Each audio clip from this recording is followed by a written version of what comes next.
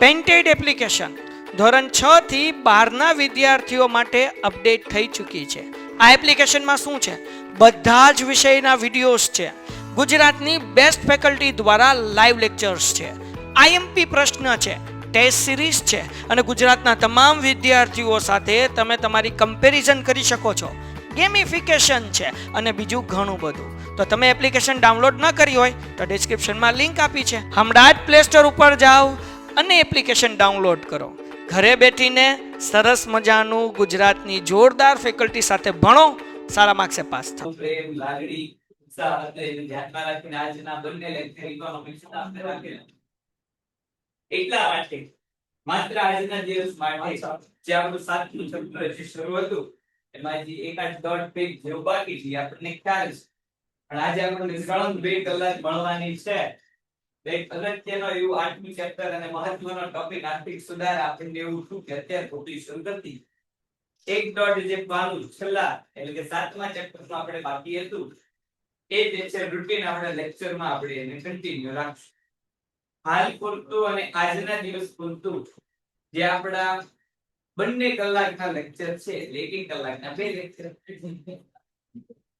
એમાં આપણે આર્થિક સુધારો, ઇકોનોમિક રિફોર્મ્સ એના વિશેની ચર્ચા કરશું. મને ખ્યાલ છે તમારામાં આની અંદર છે કોઈ ઉમળકા ભેળ આનંદ થાય છે.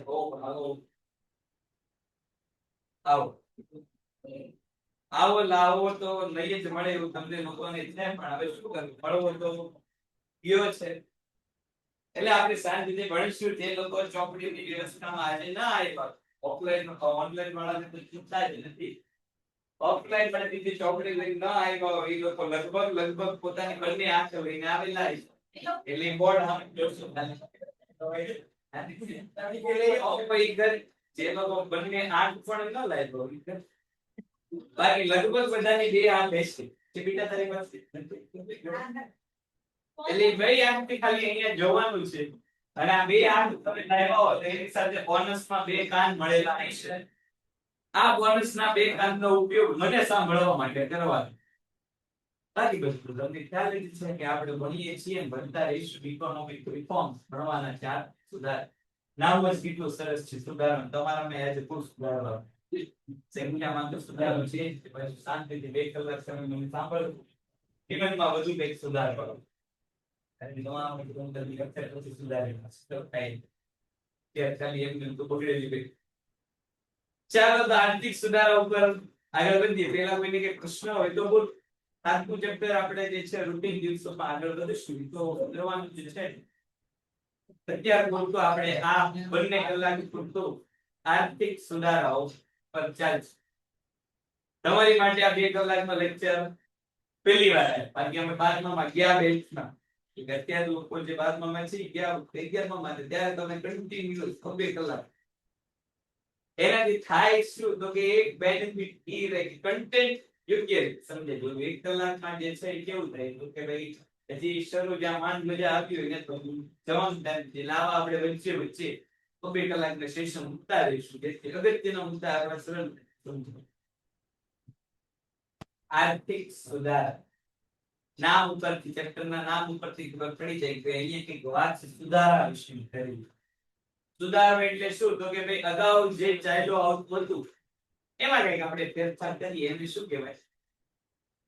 અગાઉ જે ચાલુ આવ્યું એમાં કંઈક ફેરફાર આપણે એને આપણે શું કહીશું? સુધાર. અને આગળ શબ્દ આવી ગયો આર્થિક. અત્યાર સુધી જે અર્થતંત્રની પ્રવૃત્તિ હતી, અત્યાર સુધી અર્થતંત્રની જે કામગીરી હતી, અત્યાર સુધી આર્થિક પ્રવૃત્તિઓ જે દેશ દ્વારા કરવામાં આવતી હતી, આ આર્થિક પ્રવૃત્તિઓમાં હવે કંઈક નવીનતા આપણને જોવા મળશે. આ નવીનતાનો સંદર્ભ એટલે આર્થિક સુધાર. આપણને બધાને ખ્યાલ છે કે આપણો દેશ 1947માં આઝાદ થયો. અહીંયા પહેલા શું સમજવાનું છે બધું એક લાઈનમાં સમજી લઈએ. લાખું ચેપ્ટર પછી બહુ ઈઝી લાગશે. કેવું લાગશે? ઈઝી લાગશે. કેવું? ઈઝી. હા. દેશ 1947માં આઝાદ થયો તો હમણાં આ બધું અંદરે પાછું આવશે પણ મહત્વની બાબતો છે એ આપણે પહેલા સમજી લઈએ કે 1947માં આઝાદ થયેલો દેશ સૌથી પહેલા અલગ અલગ જે વિદેશી પ્રજા આવી, આની આગળ 7મું ચેપ્ટરમાં આપણે જે છે એવી જે પ્રજાઓ વિશેની વાત કરી કે ભાઈ અલગ અલગ તુર્કોથી લઈને અફઘાનો સુધી અને મુગલોથી લઈને અંગ્રેજો સુધી આ બધી વિદેશી પ્રજા આવી. આ કઈ પ્રજા આવી? વિદેશી. જવાય. તો આ બધાનો મુખ્ય ઉદ્દેશ શું હતો? તો કે ભાઈ વેપારથી જ બધા આવ્યા. એમાંય ખાસ કરીને આગળના ચેપ્ટરમાં આપણે અંગ્રેજોની વાત કરતા કે ખાસ કરીને બધાનો ભારત સાથે કોઈને ભારત ઉપર જે છે એ શાસન કરવાના ઉદ્દેશથી કોઈ આવ્યું જ નહોતું. જેટલા લોકો આવ્યા તે બધા કયા ઉદ્દેશથી આવ્યા હતા? તો કે માત્ર વેપાર કરવાના ઉદ્દેશથી આવ્યા. પણ જેમ જેમ સમય પસાર થતો ગયો તેમ તેમ લોકોને ખ્યાલ આવતો ગયો કે ભારતના લોકો તો અંદર અંદર જે છે ફાયદા રાખે, અહીં અંદરના જે ડખા પૂરા થતા નથી. તો આ તો લાભની વાત. કેમ બે ભાઈ બાંધતા હોય તો ત્રીજો ભાઈ છે એની મજા. ઓ એ તને આવું થઈ ગયું, ઓ એ તને આવું. તો ઓલો બીજો સામે જ ઉપડે. તો પાછી એ બે શબ્દ કે એટલે ઓલો પાછો બીજા મુશ્કેલ. ઓ એ તને આવું થોડી કેવું. સ્માર્ટ બોર્ડ હું જોઈએ માલતર જે વસ્તુ આપણે અહીંયા પહેલી આપણને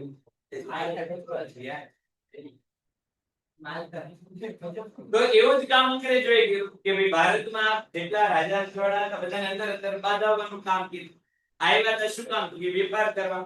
અંદર અંદર બાંધતા જોઈને એમને ઓપોર્ચ્યુનિટી તક મળી કે અહીંયા શાસન કરવા જેવું છે. કારણ કે અંદર અંદર જે છે એ કોઈને અહીંયા કઈ મજા આવે એવી વાત છે નહીં. એટલે ભાગલા પાડ્યો ને રાજ ડિવાઇડ થોડું જે તમે સામાજિક વિજ્ઞાનમાં ટૂંકમાં ભણીને આવેલા.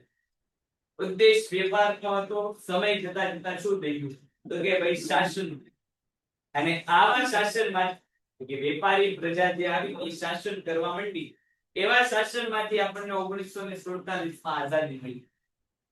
આ 1947 માં મળેલી આઝાદી પછી જ્યારે દેશનો વહીવટ અને સત્તા પોતાના દેશના લોકો એટલે કે ભારતીય લોકો પાસે જ્યારે આ સત્તા અને શાસન આવ્યું ત્યારે એમનો પહેલો જ વિચાર એ હતો કે હવે કોઈ નવી વિદેશી પ્રજા વેપાર અર્થે આવે અને ફરી પાછું ભારતને ગુલામ બનાવે એના કરતા હવે કોઈ વિદેશી વ્યક્તિ ભારતમાં જોઈએ જ નહીં. જે વિદેશી આવ્યા એ ઘણા હતા. જે લૂંટવાનું હતું એ લૂંટી ગયા. ઘણા પ્રકારનું લૂંટી ગયા. આપણે અગાઉ વાત કરી હતી કે અત્યારે તમે જો કે ઇંગ્લેન્ડ એને ભારત ઉપર રાજ કર્યું એની અત્યારની ઇકોનોમી તમે જુઓ તો કે 1 ટ્રિલિયન આજુબાજુની છે. આપણે 3 ટ્રિલિયન 2 ટ્રિલિયન પોઈન્ટમાં છીએ. 1 ટ્રિલિયન આજુબાજુની એની ઇકોનોમી. અને થોડા સમય પહેલા તમે છાપો વાંચો તો એમાં તમને ખ્યાલ હશે કે અંગ્રેજ લોકો ભારતમાંથી માત્ર સોનું કેટલા રૂપિયાનું લૂંટી ગયા? તો કે 6 ટ્રિલિયન જેટલું તો સોનું લૂંટી. અત્યારે એ લોકો આખી ઇંગ્લેન્ડ અત્યારે હાલની તારીખે બધા જ લોકો આખું વર્ષ કામ કરીને કેટલા રૂપિયા કમાય? તો 1 ટ્રિલિયન. અહીંથી માત્ર સોનું કેટલું લૂંટી ગયા? તો કે 6 ટ્રિલિયન જેટલું તો સોનું લૂંટી ગયા. બીજી બધું લૂંટ તો બધી અલગ રીતે ખાલી સોનાની લૂંટ કેટલી. એટલે અત્યારે એ લોકો જે કમાય છે એ પાંચમા છઠ્ઠા ભાગનું કમાય છે એટલું તો એ લઈ. હવે એટલો સમૃદ્ધ દેશમાંથી એટલી બધી વસ્તુ વિદેશી પ્રજા જે વેપાર કરવા આવી હોય એ લઈ જાય એટલે હવે આવી પ્રજા બીજી વાર પોસાય. એટલે ભારતીય અર્થતંત્રએ શું કરી દીધા? તો કે વિદેશી પ્રજા માટે પોતાના દરવાજા બંધ કરી દીધા. હવે કોઈ વિદેશી વ્યક્તિ અહીંયા વેપાર કરવા માટે જોઈએ નહીં. પણ જેમ દેશ આગળ વધતો ગયો 1947 પછીના જેમ જેમ વર્ષો આવતા ગયા એમ સરકારને ખ્યાલ આવ્યો કે એટલું જે છે આપણે આપણું ઉત્પાદન કરશું ને આપણે કામ કરશું તો ચાલશે નહીં. શું કામ? તો કે એના લોકો પહેલેથી જ તે કેવા હતા? તો કે ભાઈ ઓછું કામ કરવું ટેવાયેલા વ્યક્તિઓ. પરિણામે થતું શું? તો કે આવું એક દેશ ઉપર આધાર રાખ કે આપણા દેશના લોકો ઉત્પાદન કરે આપણે જેનો ઉપયોગ કરીએ પ્રમાણમાં આ કામ કેવું હતું? તો કે મુશ્કેલ હતું. શું કામ? તો કે એક તો દેશ નવો નવો આઝાદ થતો એટલે સાધન સંપત્તિ બધી લૂંટાઈ ગયેલી હતી. ઓછી સાધન સંપત્તિ હતી. પૈસા ઓછા હતા દેશની પાસે. ઉત્પાદન માટેની ટેકનોલોજી, માણસો, કૌશલ્ય આ બધું કેવું હતું? તો કે ઓછું. પરિણામે જે છે ધીરે ધીરે અર્થતંત્રના દ્વારા વિદેશી વ્યક્તિઓ માટે ખોલવામાં આવ્યું. પણ હજી સરકારનું સંપૂર્ણ નિયંત્રણ વિદેશી પ્રજા ઉપર હતું. વિદેશ વેપાર ઉપર સરકારનું નિયંત્રણ. જેને ભારતમાં આવીને વેપાર કરવો એને પ્રમાણમાં ખાસા એવા જે છે એ નિયંત્રણો લાગુ પડતા. દાખલા તરીકે ભાઈ મારુતિ સુઝુકી ની આપણે વાત કરી તો જો એમાં બે કંપનીઓ ભેગી થઈને કામ કરે. એક મારુતિ કંપની એક સુઝુકી કંપની. તો 1947 પછી અને આર્થિક સુધારા આવ્યા એ પહેલાના સમયમાં જો કોઈ વિદેશી કંપનીઓને ભારતમાં આવીને કામ કરવું હોય તો ફરજિયાત સ્વરૂપે શું હતું? તો કે ભાઈ કોઈ એક ભારતીય પાર્ટનર હોવો જોઈએ. કોઈ સીધો વિદેશી વ્યક્તિ આવીને અહીંયા કામ કરી શકતા નહોતા, કારણ કે અર્થતંત્ર કેવું હતું? બંધ. તો સુઝુકી કંપનીને ભારતમાં કામ કરવું હતું તો ભાગીદાર કોને બનાવી દીધા? તો કે ભાઈ મારું છે. વિદેશી કંપનીઓ હોન્ડાને જે છે ભારતમાં કામ કરવું હતું એટલે ભાગીદાર કોને બનાવી દીધા? કે ભારતીય કંપની હીરો. તો આ બંધ અર્થતંત્ર. શું કામ? તો કે ભાઈ ભારતીય લોકોના સરકારના મનમાં એવું હતું કે હવે કોઈ વિદેશી વ્યક્તિ આવ્યું, હવે એ શાસનમાં ગયા તો હવે પાછું જે છે દેશને આઝાદ કરાવો પ્રમાણમાં કેવું છે બધું છે. પણ સમય જતાની સાથે સાથે સરકારને ખ્યાલ આવી ગયો કે એટલોય આપણા દેશ ઉપર જે છે દેશ ચાલશે નહીં, આપણા દેશના લોકોથી દેશ ચાલશે નહીં, વિદેશી લોકોને આવવા દે. અને એક સમય એવો આવી ગયો 1990 કે જ્યારે દેશ જે છે એ નાદાર થવાના આરે હતો. નાદાર કોને કહેવાય? તો તમે એકાઉન્ટમાં અત્યારે ભણતા હશો. નાદાર એટલે એવો વ્યક્તિ જેના દેવા વધી ગયા હોય, મિલકતો અથવા તો આવક કેવી થઈ ગઈ તો ઓછી. ભારતમાં અત્યાર સુધી એટલે કે 1947 થી લઈને 1990 સુધી બધું જ કામ કોના ઉપર હતું? તો કે સરકાર ઉપર. બધું જ કામ સરકાર કરે એટલે પૈસા બધા જ કોના રોકાતા? તો કે સરકાર. હવે દેશ હજી નવો આઝાદ થયો એટલે સરકાર પાસે પણ પૈસા નહોતા એટલે સરકારે પ્રમાણમાં વધુમાં વધુ લોન લીધી વિશ્વ બેંક પાસેથી, IMF પાસેથી. એટલે 1990 નો સમય એવો આવી ગયો કે સરકારની લોનનું પ્રમાણ, દેવાનું પ્રમાણ વધી ગયું. સામે પક્ષે ભારત સરકારની મિલકતો અને આવકો કેવી રીતે ઓછી થઈ. પરિણામે આ પરિસ્થિતિમાં નાદાર જાહેર થવા ઉપર દેશ હતો ત્યારે દેશને જો નવી લોન ન મળે, નવા પૈસા દેશને ન મળે તો દેશની સંપત્તિઓ વેચવાનો વારો આવે એવી પરિસ્થિતિ આવી. હવે આ પરિસ્થિતિમાંથી પાછો દેશને બહાર કાઢવાનો હતો જ્યાં દેવા વધારે, મિલકતો અને આવક ઓછી. તો નવી લોન લેવા માટે જ્યારે ભારત સરકાર વિશ્વ બેંક અને IMF પાસે ગયા ત્યારે સૌથી પહેલી શરત ભારત માટે એ મૂકવામાં આવી કે જે બંધ અર્થતંત્ર ભારતનું છે આ ભારતીય બંધ અર્થતંત્ર શું કરવું પડશે? એટલે ખોલવું. શું કામ? તો કે વિદેશી વ્યક્તિઓ તમારા પાસે આવીને કામ નથી કરી શકતા તો તમારા વિદેશી લોકોનું રોકાણ તમારા દેશમાં થતું નથી. પરિણામે સરકારની આવક કેવી રહેશે? તો ઓછી. અને એ સમયે મોટા ભાગનું સંચાલન કોના હાથમાં હતું? કે વિદેશી. પરિણામે જે છે ભારત સરકારને આ શરતો માનવી પડી અને 1991 માં સરકારે શું કર્યું? 1990 માં જે દેશ નાદાર જવાના આરે હતો 1991 આવતા સરકારે જે છે આ શરતો માની અને પોતાના અર્થતંત્ર કેવા કરી કે વિદેશી ખુલ્લા. આ જે પ્રવૃત્તિ કરવામાં આવી એટલે કે પોતાનું અર્થતંત્ર જે બંધ અર્થતંત્ર હતું એને ખોલવાની બાબત કરવામાં આવી એને જ આપણે શું કહીએ છીએ? રિફોર્મ્સ. આર્થિક સુધાર. સરકારે જે બંધ નીતિ અપનાવી હતી કે જે નવી વેપારી કોઈ કંપની આવે અને દેશ પર શાસન કરે એટલે સરકારે અર્થતંત્ર ખાનગી વ્યક્તિઓ માટે અને વિદેશી વ્યક્તિ બધા માટે બંધ રાખ્યું હતું. એ 1991 થી શું કર્યું? સરકારે ખુલ્લું.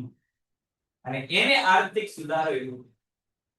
ત્રણ પ્રકારના આર્થિક સુધારા સરકાર દ્વારા જે છે લાવવામાં આવ્યા. સૌથી પહેલો આર્થિક સુધારો ખાનગીકરણનો લાવવામાં. ખાનગીકરણ એટલે શું? તો કે ભાઈ સરકારનો અંકુશ અને હસ્તક્ષેપ ઘટાડવા અને સરકારની માલિકીના ઉદ્યોગો કોને આપી દેવાનો? તો ખાનગી વ્યક્તિને આપી દેવાનો. આ પહેલો સુધારો એટલે ખાનગી. બીજો સુધારો એટલે કે ઉદારીકરણ. નામ ઉપરથી ખબર પડી છે કે આમાં સરકાર શું થઈ ગઈ છે? તો કે ઉદાર થઈ ગઈ છે. મારી જેવો વ્યક્તિ જે ઉદાર હોય એવું જ નામ પણ ઉદાર કોના પ્રત્યે? તો કે ભાઈ આ ખાનગી અને વિદેશી વ્યક્તિઓ પ્રત્યે. તો ઉદારીકરણ એટલે શું? તો કે ભાઈ પોતાના નિયંત્રણો અને હસ્તક્ષેપ ઘટાડવું. સરકારનું નિયંત્રણ અને હસ્તક્ષેપ ઘટાડવું અને નિયંત્રણ અને હસ્તક્ષેપ કોને સોંપી દેવું? તો કે ખાનગી વ્યક્તિઓને સોંપી દેવું. ક્યાં નિયંત્રણ અને હસ્તક્ષેપ? તો કે ઇકોનોમી, અર્થતંત્ર. સરકાર પોતાનો હસ્તક્ષેપ ઘટાડશે અને સત્તા કોને આપી દેશે? ખાનગી વ્યક્તિને આપી દેશે. આ ઉદારીકરણ. અને છેલ્લો મુદ્દો વૈશ્વિકીકરણ. વૈશ્વિકીકરણમાં શું થયું? તો કે જે વિદેશી પ્રજાઓની 91 સુધી 90 સુધી દેશમાં આવવાની જે છે મનાઈ હતી અથવા તો મોટા ભાગના પ્રતિબંધો હતા, ઘણી બધી પરમિશન લેવી પડતી. આની માટે પરમિશન કેવી કે સરળ. એટલે કે દેશના અર્થતંત્રને વિશ્વના અર્થતંત્રની વધુ ને વધુ નજીક લઈ જવાની પ્રક્રિયા એને વૈશ્વિકીકરણ કહેવાય. હવે જો અહીંયા વૈશ્વિકીકરણમાં આપણે એવું સમજીશું આગળ આવશે કે દેશના અર્થતંત્રને વિદેશના અર્થતંત્રની નજીક લઈ જવું. એનો અર્થ કે નિયંત્રણ મળવા. ખાસ યાદ રાખવાનું ગયા વખતે મેં એવું કીધું કે ભાઈ દેશના અર્થતંત્રને વિદેશના અર્થતંત્રની નજીક લઈ જવાનું. તો અમુક એવું સમજાય કે ભારત દેશને એક અહીંથી ઉપાડીને બીજી જગ્યાએ મૂકી દેવાનો. આ વૈશ્વિકીકરણ તો ઈ નથી. દેશને કાંઈ હલાવવાનું નથી, નિયમને હલાવવાનો. નિયંત્રણો હળવા કરવાના, વિદેશી પ્રજાને દેશમાં આવવા દેવાના. એને કહીશું કે વૈશ્વિકીકરણ. 3 મુદ્દા આપણે યાદ કરી ગયું. ચાંદડીમાં આવીને બેઠી એવી લાગે. બસ સિદ્ધિ આમ યુવાન જેવો આમ નૂરની મોઢામાં આમ કંઈક આમ યુવાન જેવી આમ થનગનાટની કાંઈ નહીં. આ તો ઓછું બોલવાનું જેવું છે. ઘરેથી પાછું મારે એટલે કોઈ અહીંયા એક્શનમાં આવી જાય. અહીંથી પાછા હાલો એમ કેસી ને કરતી બસ આ જ જીવન છે. આ કઈ જીવન છે? તો આવતીકાલે ચિંગમની જેમ ધૂઈ ચોટી ગઈ છો છૂટવા ચૂકવા ઉપર. આ એને જો ખબર જ છે લેક્ચર છે કાઈ ન હોય તો નહીં જવાતો નહીં. એમાં ખાંડ નાખી દે બધા ચિંગમ એનો ફરી પાછો તને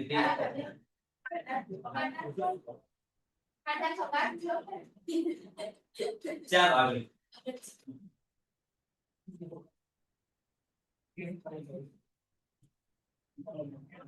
હા એવું માની શકાય. સાદડીમાં તો બધા દુઃખી બેઠા હોય એવું માની પણ આ મનુષ્ય છે. મનુષ્ય અનપ્રેડિક્ટેબલ છે. એની સંભાવના જે છે એ શૂન્ય પ્રકારની છે. એને તમે માપી ના શકો. આવીને બેઠો હોય પણ હરકમાં બેઠો છે અમુક નાઈસ વ્યૂ ઈ જોવાય એવા હવે પાછો આવો ન જોઈએ પેટો ઠેઠ વળાય ચાંદની હવે પાછો આવો ન જોઈએ એવાય ઘણા. તો આર્થિક સુધારાની રીતે આપણે વાત 3 સુધારા 1951 ખાસ વર્ષ યાદ રાખવાનું. કોમર્સનો વિદ્યાર્થી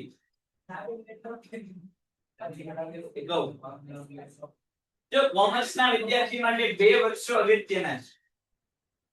કોમર્સના વિદ્યાર્થી માટે 2 વર્ષો અગત્યના. તમને તમારું જન્મનું વર્ષ ભૂલી જાઓ તો ચાલ આગળ જતા લગ્ન થશે. લગ્નનો વર્ષ ભૂલી જાઓ તો ઈ ચાલશે. પણ 2 વર્ષ યાદ રાખવા કેવા છે કે કોમર્સના વિદ્યાર્થી તરીકે આપણા એક આર્થિક સુધારાનું વર્ષ. કયા વર્ષે આર્થિક સુધારા આવ્યા તો 1951. 11 કોમર્સ તમે શરૂ કર્યું છે એટલે ત્યાંથી લઈને તમે માસ્ટર ડિગ્રી સુધી ભણશો. એટલે કે આવનારા 2 વર્ષ 11 12 3 વર્ષ કોલેજના એટલે કે 5 વર્ષ ઈ 2 વર્ષ માસ્ટર એટલે 7 વર્ષ. અને પછી જો આગળ વધશો તો ઈ તો બોનસ. પણ ઓછામાં ઓછા 7 વર્ષ સુધી 1991 તમને દર વર્ષે ભણતાશો. એટલે 1991 આર્થિક સુધારા. અને બીજું કંપની ધારાનું વર્ષ. એકાઉન્ટ તમે સબ્જેક્ટ પસંદ કર્યો છે એટલે કંપની ધારો દરેક જગ્યાએ આવશે. ક્યારે આવ્યો કંપની ધારો? હે અત્યારે કયો કંપની ધારો શરૂ છે? 2013. આ 2 કોમર્સના વિદ્યાર્થીઓના જે છે એ મહત્વના વર્ષો 2013 ચાલુ કંપની 1951 એટલે કે આર્થિક સુધારાનું વર્ષ. આ 2 વર્ષો યાદ રાખવા છે. પ્રસ્તાવનાથી શરૂ કરીએ કે સ્વતંત્ર ભારતની નીતિ ઘડનારાઓ સામે ભારતના આર્થિક અને સામાજિક વિકાસના પડકારો. આ માટે આર્થિક ક્ષેત્રે ભારતે મિશ્ર અર્થતંત્ર વાળી અર્થવ્યવસ્થા અપનાવી. તમને એમસીક્યુ માં પૂછાય કે ભારતમાં જે અર્થતંત્ર છે એ કેવા પ્રકારનું અર્થતંત્ર છે? ભારતમાં કેવું અર્થતંત્ર છે? મિશ્ર અર્થતંત્ર. હવે મિશ્ર અર્થતંત્ર કહેવાય કોને? તો એ પહેલા આપણે સમજવું જોઈએ કે આખા વિશ્વમાં કેટલા પ્રકારના અર્થતંત્ર ચાલે છે. આખા વિશ્વમાં મહત્વના 2 અર્થતંત્ર છે. ખ્યાલ છે કોઈને? કયા 2 પ્રકારના અર્થતંત્ર છે?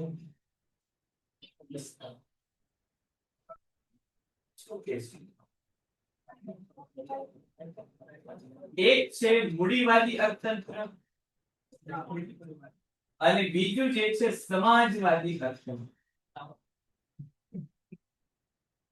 2 પ્રકારના અર્થતંત્ર મહત્વના છે જે સમગ્ર વિશ્વમાં ચાલે છે. મૂડીવાદી અર્થતંત્ર અને સમાજવાદી. પહેલા તો મૂડીવાદી અર્થતંત્ર એટલે શું? મૂડીવાદી અર્થતંત્ર નામ ઉપરથી ખબર પડે કે અર્થતંત્રમાં પ્રભાવ કોનો હશે તો કે જેની પાસે મૂડી મૂડી એટલે કે પૈસા હશે એનો પ્રભાવ. દાખલા તરીકે અમેરિકામાં જે અર્થતંત્ર ચાલે છે એ અર્થતંત્ર કેવું કહેવાય કે મૂડીવાદી અર્થતંત્ર. બધી જ સત્તા કોની પાસે તો કે જે વેપારીઓ છે એની પાસે. કેવી સત્તા તો કે કઈ વસ્તુ વેચવી, ક્યાં વસ્તુ વેચવી, કેટલા ભાવે વસ્તુ વેચવી, કોનું ઉત્પાદન કરવું, કોને વેચાણ કરવું, બધી જ સત્તા કોની તો કે વેપારીની પોતાની.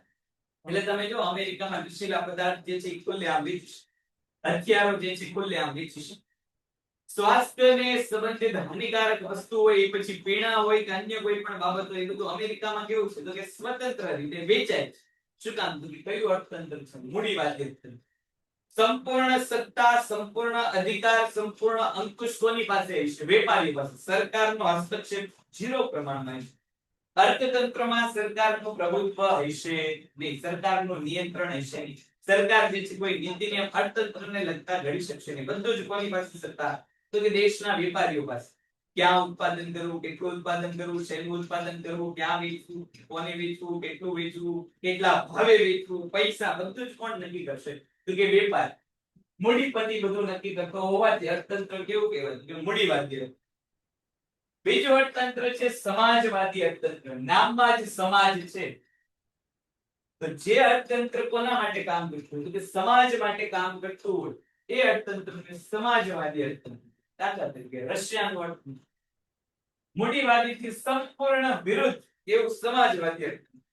એક પણ પ્રકારની સત્તા વેપારીઓ પાસે હશે નહીં. સરકાર કે એ રીતે વેપારીઓએ કામ કરવાનું, કેટલું વેચાણ કરવાનું, કોનું ઉત્પાદન કરવાનું, કયા ભાવે વેચવાનું, આ બધું નક્કી કોણ કરે સરકાર નક્કી કરે. વેપારીઓએ એ મુજબ સરકારના નિર્ણયો મુજબ વેપારીઓએ કામ કરવાનું. સત્તા સંપૂર્ણ કોની પાસે હશે તો કે સમાજ પાસે. સમાજે જે સરકાર બનાવેલી છે એની પાસે સંપૂર્ણ સત્તા હશે. આ સમાજવાદી. મૂડીવાદી અર્થતંત્રમાં સંપૂર્ણ સત્તા વેપારી પાસે, સમાજવાદી અર્થતંત્રમાં સંપૂર્ણ સત્તા સરકાર પાસે. પણ બંનેમાં ફેર શું પડ્યો, બંનેની મર્યાદા શું આવી તો કે મૂડીવાદી અર્થતંત્ર હમણાં વાત કરી એમ કે વેપારી તો નફો થાય એટલે ગમે ઈ વેચી, પણ સ્વાસ્થ્ય માટે, સમાજ માટે સારું છે કે નહીં આ બાબત પાછી જે છે સરકારની ચિંતામાં મૂકી છે. સમાજવાદીની મર્યાદા શું હતી તો કે ભાઈ સમાજવાદીની મર્યાદા એ હતી કે સરકારનું નિયંત્રણ વધારે હતું એટલે નવા ઉદ્યોગો સ્થપાતા. પરિણામે થયું શું તો કે ભારતે ન મૂડીવાદી અપનાવ્યું ન સમાજવાદી. ભારતે જે નવું અર્થતંત્ર અપનાવ્યું કયું તો કે મિશ્ર અર્થતંત્ર. ભારતમાં તમે જો કે સરકાર અને વેપારી બંને પાસે સત્તા કેવી છે તો કે સરખા પ્રમાણમાં સત્તા છે. સરખું પ્રમાણ એટલે શું તો કે વેપારી પોતાની રીતે વેપાર કરવા મુક્ત છે પણ નિયંત્રણ કોના છે તો કે સરકાર. અમુક વસ્તુમાં સરકારનું નિયંત્રણ છે, અમુક વસ્તુઓમાં વેપારીઓનું નિયંત્રણ છે. દાખલા તરીકે ભાઈ દેશમાં શેનું ઉત્પાદન કરવું, કોણ વસ્તુ કઈ બનાવશે સરકાર નક્કી નથી કરતી. જે વેપારી છે એ વેપારી શું કરી શકે વસ્તુ કે સેવાનું ઉત્પાદન અને વેચાણ કરી શકે. પણ સાથે સાથે તમે જો કે ભાઈ અમુક ક્ષેત્રો એવા છે કે જ્યાં ખાનગી વ્યક્તિઓ પ્રતિબંધિત છે. દાખલા તરીકે રેલવે. હમણાં આગળ આ બધા વાત આવશે કે રેલવેનું સંપૂર્ણ નિયંત્રણ કોણ કરે છે તો કે ભાઈ સરકાર. શું કામ તો કે ભાઈ સમાજ માટે રેલવે કેવું છે તો કે ભાઈ બહુ જરૂરી. એટલે ભારતમાં સરકારનું નિયંત્રણ છે, મૂડીપતિઓ પણ મુક્ત છે. એટલે જે અર્થતંત્ર અપનાવવામાં આવ્યું મિશ્ર. સરકાર અને વેપારી પોતાની સાથે સહમતીથી ચાલતા હોય એવું અર્થતંત્ર મિશ્ર. આ અર્થતંત્ર ભારતીય 1947 થી લઈને 1990 ના ગાળામાં ભારતે અપનાવેલી આયોજિત વિકાસની વ્યૂહરચના અને અર્થતંત્ર પર રાજ્યના વધારે પડતા અંકુશને લીધે આપણા આર્થિક ધ્યેયોને પ્રાપ્ત કરવા મુશ્કેલ પડી. તેવા કે ભાઈ ભારતે જે છે 1951 થી બાજુમાં ક્યાંક લખવું હોય તો લખી નાખો 1950 અને 1951. 1950-51 માં અને ખાસ કરીને 1951 માં ભારતે શું કર્યું તો કે ભાઈ દેશના વિકાસ માટે આયોજિત પગલાઓની શરૂઆત કરી જેને આપણે આયોજન પંચ કહીએ છીએ. અને આયોજન પંચ જે યોજના બનાવે એને પંચવર્ષીય યોજના કહેવાય. આયોજન પંચની રચના ક્યારે કરવામાં આવી 1950-51 ની આજુબાજુ. અને પંચવર્ષીય યોજનાઓની શરૂઆત ક્યારથી થઈ તો 1951 માં પંચવર્ષીય યોજના. પંચવર્ષીય યોજના એટલે શું? તો કે સરકાર કોઈ એક બાબત માટે સંપૂર્ણ 5 વર્ષ કામ કરે અને પંચવર્ષીય યોજના કહેવાય. દાખલા તરીકે પહેલી પંચવર્ષીય યોજના કોના માટે હતી? તો કે કૃષિ ક્ષેત્રના વિકાસ માટે. તો પહેલા 5 વર્ષ જે છે 1951 થી લઈને 1955 સુધી સરકારે મોટાભાગના નિર્ણયો કોને સમજવું પડ્યા? તો કે કૃષિનો વિકાસ થાય. એટલા બધા આયોજન કરવા છતાં, પંચવર્ષીય યોજનાઓ હોવા છતાં દેશના આર્થિક વિકાસના ધ્યેયો જે છે સફળતાથી પ્રાપ્ત થાય નથી. આમાં એનાથી એનું કારણ શું? તો કે મોટા ભાગનું કામ સરકારી વ્યક્તિઓ કરતા, અને સરકારી વ્યક્તિઓનું કામ આપણને ખ્યાલ છે. સરકારી વિભાગો સાથે અને સરકારના અધિકારીઓ સાથે કામ કરવું, ટોપ લેવલ વાળા બરોબર એનું બધું બરોબર ચાલે, પણ અમુક જે નીચેના લેવલ વાળા હોય એની સાથે કામ કરવું પ્રમાણમાં કેવું છે? તો મુશ્કેલ છે. અમુક સર્ટિફિકેટ લેવા હોય, અમુક પ્રકારના જે છે એ લાયસન્સ કે પરવાના લેવા હોય તો આપણે કચેરીઓના જે ઘણા બધા ધક્કા ખાવા પડે. શું કામ? સરકારી રીતે. તો આવો જ તે અર્થતંત્રનો હાલ થઈ ગયો કે સરકારે પ્રયત્ન બહુ કર્યો, પણ આ બધા જ પ્રયત્ન જેને કરવાના હતા એવા વ્યક્તિઓ કેવા છે? તો કે કામ ઓછું કરતા. પરિણામે જે દેશ છે આર્થિક વિકાસ કરવાનું નક્કી કર્યું તો આવો આર્થિક વિકાસ થયો. આર્થિક વિકાસ ન થયો, પરિણામે દેશ કેવો રહ્યો? તો કે અલ્પ વિકસિત પ્રમાણે. ભારત વેપારની તુલનામાં ઊંચી ખાધ રહી, એટલે કે આયાતની સરખામણીમાં નિકાસો કેવી રહી? તો કે ઓછી રહી. વેપારમાં જે છે તુલનામાં શું જોવા મળ્યું? તો કે ખાધ જોવા મળ્યું. ખાધ એટલે શું? તો કે ખોટ. ખાધ એટલે ખોટ. આયાત વધારે કરતા, નિકાસ કેવી કરતા? તો કે ઓછી. પ્રમાણમાં આયાત માટેનો ખર્ચો વધી ગયો અને નિકાસમાંથી થતી આવક કેવી ઓછી. પરિણામે દેશમાં જે છે એ ખોટ આપણને જોવા મળે. આ ખોટનું કારણે આગળ શું થયું? તો કે ભાઈ વિદેશી હુંડિયામણોની કમાણીમાં ખાધ વર્તાય અને ભારતને વિદેશી સંસ્થાઓ પાસે મદદ લેવી પડતી. હમણાં જ આપણે વાત કરી કે મોટા ભાગનું કામ સરકાર કરે, એટલે સરકારને પૈસાની જરૂર પડતી, એટલે સરકાર વારંવાર શું કરતી? તો કે લોન લીધી. પરિણામે શું થયું? તો કે દેશનું દેવું વધી ગયું. દુનિયાના વિકસિત દેશો તથા આંતરરાષ્ટ્રીય નાણાં સંસ્થાઓએ પણ ભારતને નાણાકીય સહાય આપવા માટે પૂર્વ શરતો મૂકી. હમણાં આપણે વાત કરી ભાઈ વર્લ્ડ બેંક અને IMF બંને શું કીધું? જ્યારે 1990 માં દેશ જે છે ડિફોલ્ટર થવા ઉપર હતું, નબળા જાહેર થવા ઉપર હતું, ત્યારે પૂર્વ શરત સાથે દેશને શું કરવામાં આવ્યું? તો કે ભાઈ પૈસા પાડવામાં આવ્યું. અને આ પૂર્વ શરત એટલે કે આર્થિક શરત મૂકી કે ભારતે પોતાની આર્થિક નીતિમાં પરિવર્તન કરવા પડશે અને અર્થતંત્રમાં રાજ્યને અંકુશમાંથી શું કરવા પડશે? તો કે મુક્ત કરવા પડશે.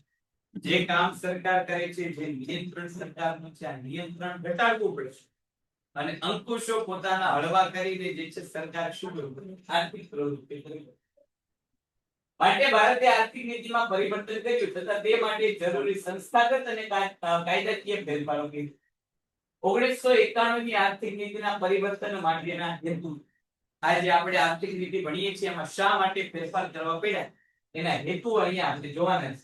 અને આ હેતુઓ તમને જે છે 2 અને 3 માં અંકુશવાળી અર્થવ્યવસ્થાને બજાર આધારિત મુક્ત અર્થવ્યવસ્થા તરફ લઈ જવા તથા મિશ્ર અર્થતંત્ર વ્યવસ્થામાં જાહેર ક્ષેત્રનો વ્યાપ ઘટાડી ખાનગી ક્ષેત્રનો વ્યાપ વધારવા ભારતે 1991 માં આર્થિક કાયદાઓ બદલવામાં આવ્યા અને આર્થિક નીતિનું પરિવર્તન થયું. અત્યાર સુધી જે કામ સરકાર કરતી હતી ભાગીદારી જાહેર ક્ષેત્રની એટલે કે સરકારની હતી, આ ભાગીદારી નિયંત્રણ ઘટાડી ભાગીદારીને નિયંત્રણ કોને આપી દીધું? તો કે ખાનગી વ્યક્તિઓને આપી દીધું.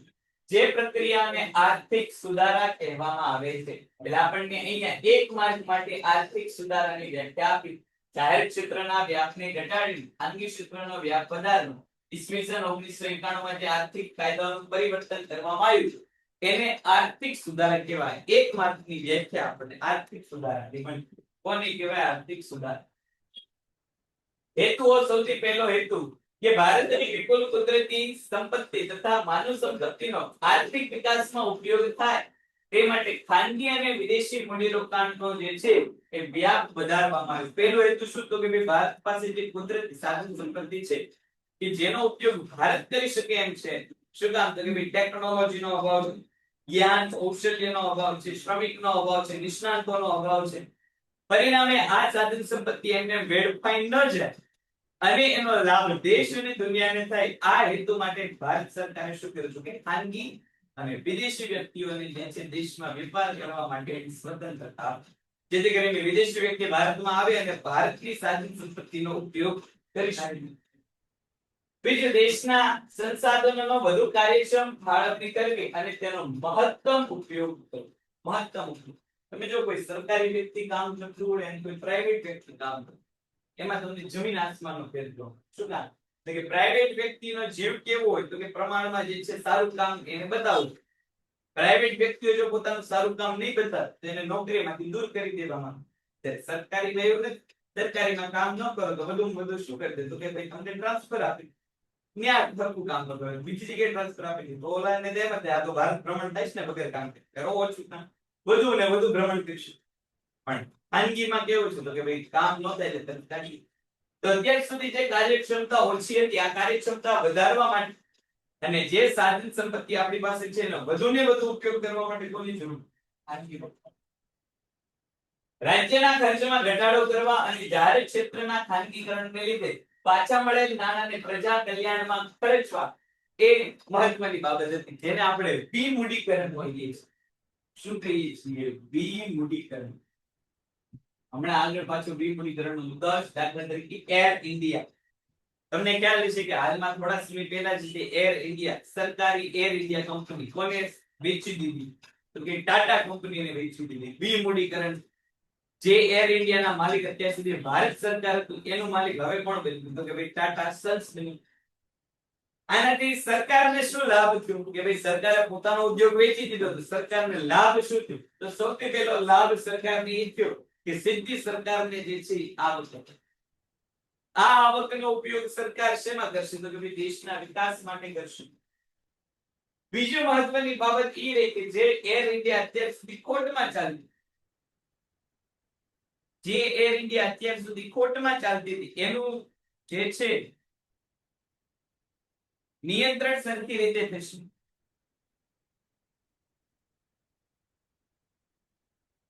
સવલતો એટલે આપવામાં આવતી સુવિધા. સવલત. અત્યારે કેમ ઇન્ટરનેટે આપણને ઓનલાઈન ભણતરની સવલત આપેલી, સુવિધા આપેલી, એને સવલત.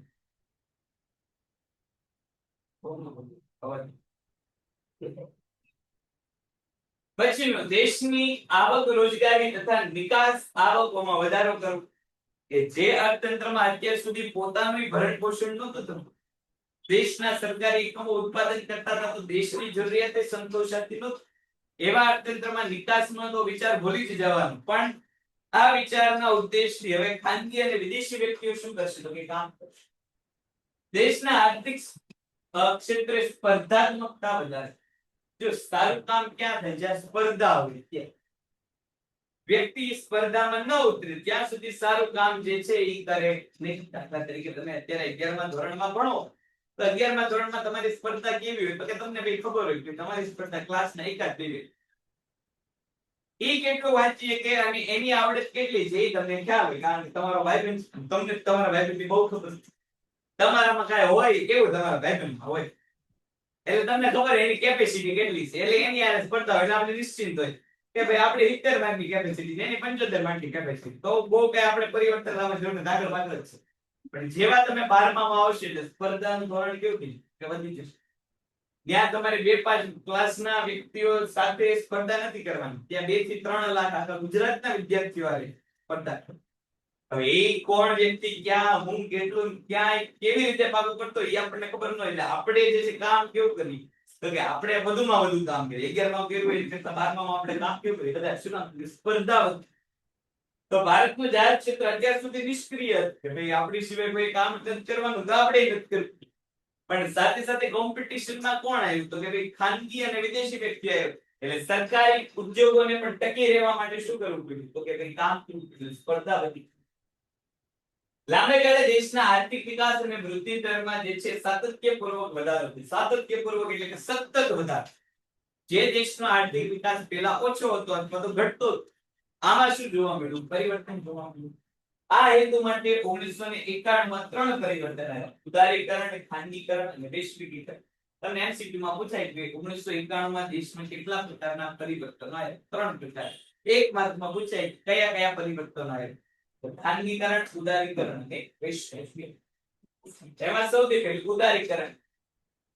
કોને કહેવાય ઉદારીકરણ? તો જો અહીંયા આપણને વ્યાખ્યા આપી દીધેલી છે ને આવી વ્યાખ્યા ત્રણેયની આપણને જે છે એ પૂછાશે. ત્રણેયની વ્યાખ્યા આપણને એક એક માર્કમાં પૂછાય. રાજ્યના અંકુશિત અર્થવ્યવસ્થામાં ખાનગી સાહસ, વ્યક્તિગત નિર્ણયની સ્વતંત્રતા, બજાર પરિબળો દ્વારા આર્થિક નિર્ણયોનો વ્યાપ વધે અને રાજ્યનો હસ્તક્ષેપ ઘટે. રાજ્યનો હસ્તક્ષેપ ઘટે તેને ઉદારીકરણ કહેવામાં આવે છે. ઉદારીકરણ એટલે શું? કે રાજ્યનો હસ્તક્ષેપ ઘટાડવાનો અને કોનો હસ્તક્ષેપ વધારવાનો? તો કે ભાઈ ખાનગી વ્યક્તિઓનો હસ્તક્ષેપ. તો ખાસ યાદ રાખજો, ઉદારીકરણ પછી ખાનગીકરણ આવશે ને બે ભેગા થશે.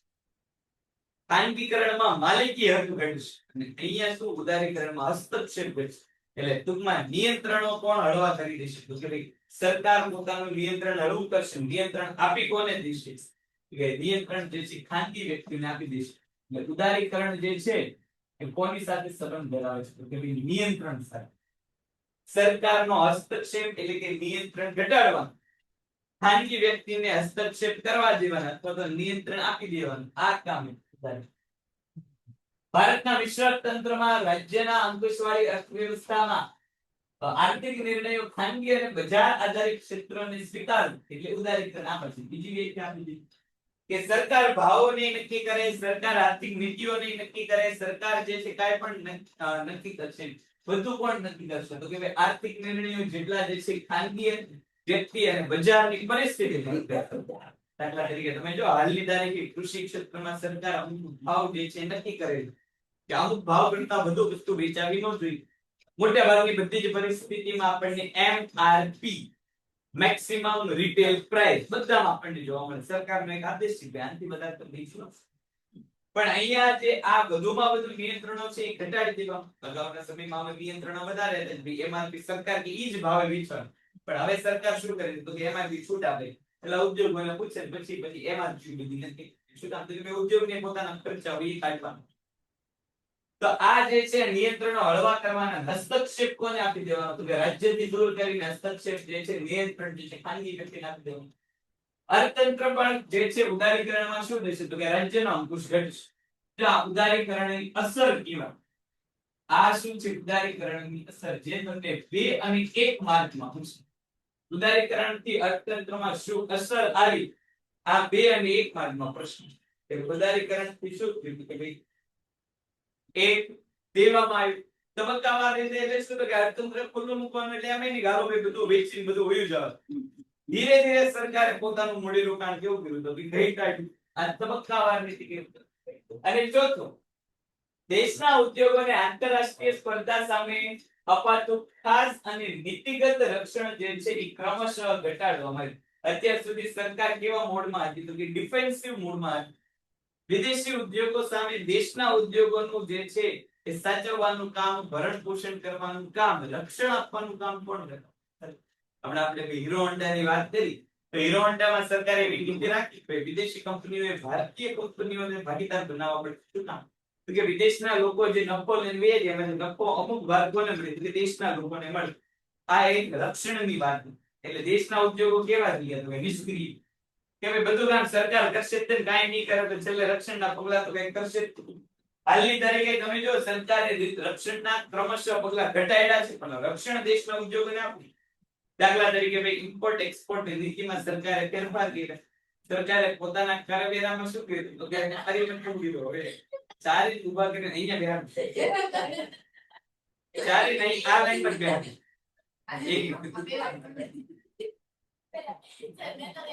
તને અહીંયા પુષ્કળ પીટા તો અહીંયા આવીશ. પુષ્કળ તને કહું તારે અહીંયા આવવું પડે.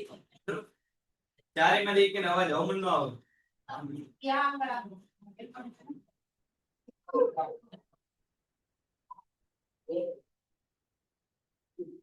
કે જે રક્ષણ અપાતું હાલની તારીખે તમે જો કે સરકાર જે છે આયાત નિકાસની નીતિઓમાં દેશના ઉદ્યોગોને લાભ થાય એ રીતે પોતે નીતિ ઘડે. દાખલા તરીકે હમણાં આપણે જો ભાઈ ઘણા એવું સાંભળીએ છીએ કે દેશમાં ટેરિફ વોર અમેરિકા હારે શરૂ છે. તો અમેરિકાને ટેરિફ વોર થવાનું કારણ શું? તો કે ભાઈ આ રક્ષણની નીતિ જે છે એ ટેરિફ વોર થવાનું કારણ છે. કે દેશના ઉદ્યોગોને જે છે દેશના ઉદ્યોગોને રક્ષણ આપવા માટે સરકાર શું કરે છે? તો કે દેશના ઉદ્યોગોને રક્ષણ આપવા માટે સરકાર જે છે વિદેશી ઉદ્યોગો ઉપર કર કેવા નાખે છે? તો કે વધારે નાખે. પરિણામે થાય શું? તો કે વિદેશી પ્રોડક્ટ ભારતમાં મોંઘી વેચે અને ભારતીય પ્રોડક્ટ જે છે પ્રમાણમાં કેવી વેચે? તો કે સસ્તી વેચે. આ એક રક્ષણાત્મક પ્રવૃત્તિ કહેવાય. દાખલા તરીકે તમે ટેસ્લાની વાત કરી આપો તો ટેસ્લા કંપની પર સરકારે, તમને ખ્યાલ છે કે 100% ટેક્સ નીતિ અપનાવેલી છે. શું કામ આ ટોપ 100% ટેક્સ નીતિ રાખવાની જરૂર પડી? તો કે ભાઈ આપણને ખ્યાલ છે કે ભાઈ ઈવી સેક્ટરમાં હાલની તારીખે કોઈ સારામાં સારી ગાડી બનાવતું હોય ટેસ્લા છે. તો હવે જો ટેસ્લા કંપની ભારતમાં આવી જાય તો ભારતીય ઈવી સેક્ટરના જેટલા ઉદ્યોગો છે એને નુકસાન થાય. પછી ટાટા હોય, મહિન્દ્રા હોય કે અન્ય કોઈ પણ ઈવી સેક્ટરનો વ્યક્તિ હોય એને ટેસ્લા ના હોવાથી શું થાય? તો કે ભાઈ નુકસાન થાય. કારણ કે ક્વોલિટીના પ્રમાણમાં જે છે ટેસ્લાનું કામ બીજી કંપનીઓ કરતા કેવું છે? તો કે સારું. તો આવું ન થાય, દેશના ઉદ્યોગોને નુકસાન ન થાય એટલા માટે ટેક્સ સરકાર ટેસ્લા ઉપર કેવો નાખ્યો? તો ખબર? પાછું ટેસ્લા ઉપર ટેક્સ નાખવાનું કારણ બીજું ઈ કે સરકારે ટેસ્લાને એવું કીધું કે ભાઈ તમે ભારતમાં આવીને ઉત્પાદન કરો તો ટેક્સમાં રાહત આપી. સરકાર બીજું શું જોવે? ભાઈ કોમ્પિટિશન ઘટાડવી છે, સાથે સાથે રોજગારી આપવો છે. એટલે ટેસ્લાને એવું કીધું કે તમે ભારતમાં આવીને તમારી ગાડીઓ બનાવો તો ટેક્સ અડધો કરી નાખી, એટલે 50% ટેક્સ તમારે ભરવાનો. પણ ઉત્પાદન ક્યાં કરવાનું? તો કે ભારતમાં. ટેસ્લા વાળા એવું ના પાડી દીધું કે ઉત્પાદન ભારતમાં કરશું નહીં. ટેસ્લાનું મોટાભાગનું ઉત્પાદન ક્યાં થાય? તો કે ચીન. એટલે ટેસ્લા ઉત્પાદન ચીનમાં કરે, મૂડી રોકાણ ચીનમાં કરે, રોજગારી ચીનને આપે, વેચવા માટે ભારતમાં આપે. તો સરકાર કે એવું ચાલશે નહીં. તમારે નફો ભારત પાસેથી લેવો છે, રોજગારી ચીનને, મૂડી રોકાણ ચીનને આપવું છે, તો એવું ચાલશે નહીં. એટલા માટે સરકાર શું કરે છે? 100% ટેક્સ લીકેજ નામી આ એક સરકારનું હથિયાર છે. આનાથી થશે શું? તો કે આનાથી જે છે એ દેશના ઉદ્યોગોને લાભ છે. પણ આવો લાભ સરકાર ધીરે ધીરે શું કરે છે? તો કે ઘટાડે. શું કામ? તો કે સરકાર ઉપર જે છે વિદેશી ઉદ્યોગો સરકારની આ નીતિને કારણે દેશમાં આવતા નહોતા અને દેશના ઉદ્યોગો કોમ્પિટિશન કરતા નહોતા. પરિણામે આ નીતિગત રક્ષણ ક્રમશઃ ઘટાડવામાં આવ્યું. ભારતમાં ઉદારીકરણની પ્રક્રિયા. ભારતમાં આર્થિક ઉદારીકરણ તબક્કાવાર રીતે અમલમાં આવ્યું. રાજ્ય પ્રથમ દેશના ઉત્પાદકો, મૂડીકર્તાઓ માટે નિયમો હળવા કર્યા અને પછી દેશમાં મૂડી રોકાણકારો માટે પ્રવેશની છૂટ આપી. તેવી જ રીતે આર્થિક ક્ષેત્રે પણ વ્યૂહાત્મક રીતે નિયંત્રણ મુક્ત થયા. દાખલા તરીકે પહેલા વપરાશી ક્ષેત્રમાં મુક્ત થયા, પછી જાહેર સેવાના અને ના બજાર મુક્ત કરવામાં આવ્યા. સરકારે અર્થતંત્ર ખુલ્લું, પણ એમાં પણ ક્રમ હતો. પહેલા સરકારે શું કર્યું કે ભાઈ સૌથી પહેલા જે છે વપરાશના ક્ષેત્રો, એટલે કે જેમાં મૂડી રોકાણ વધારે થઈ શકતું એમ હોય એવા બધા ક્ષેત્રો ખુલ્લા મૂક્યા. હવે આ દેશની આવક શું થઈ? તો કે હમણાં આપણે વાત કરી ભાઈ દેશ 1990 માં ડિફોલ્ટર થવાનો હતો, નાદાર થવાનો હતો, પૈસા નહોતા. એટલે સરકારે વિદેશી મૂડી રોકાણ, વિદેશી કરન્સી દેશની પાસે આવે એવા ક્ષેત્રમાં પહેલા શું કર્યા? તો કે ભાઈ ખુલ્લા મૂક્યા. એવા ક્ષેત્રોમાં પહેલા ઉદ્યોગો સ્થાપવામાં આવ્યા. પછી જાહેર સેવાના ક્ષેત્રો, એટલે કે સરકારની માલિકીના જે ક્ષેત્રો હતા એ ક્ષેત્રમાં ધીરે ધીરે કોને ભાગીદારી આપી દીધી? તો કે ખાનગી વ્યક્તિઓને ભાગીદારી આપી દીધી. અને છેલ્લે નાણાં બજાર, એટલે કે જેને આપણે શેર બજાર તરીકે ઓળખીએ. અત્યાર સુધી એટલે કે 1990 સુધી કોઈ વિદેશી વ્યક્તિએ ભારતીય કંપનીના શેર બજારમાં જે છે ખરીદ વેચાણની પ્રવૃત્તિ નહોતો કરી શકતો. પણ હવે એ કરી શકે છે. શું કામ? તો કે સરકારે નાણાં બજાર ઉપરથી નિયંત્રણ કર્યું. આ બધી પ્રવૃત્તિથી થશે શું? તો કે વિદેશી કરન્સી પ્રમાણમાં દેશમાં વધારે આવશે.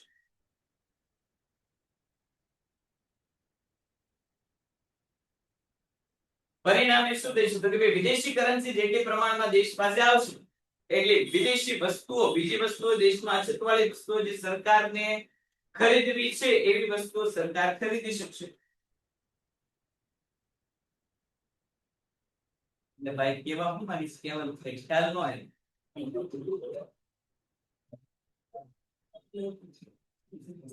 એક સરખો લખીને મોકલ તો કઈક તારો જવાબ આપણે સમજીશું.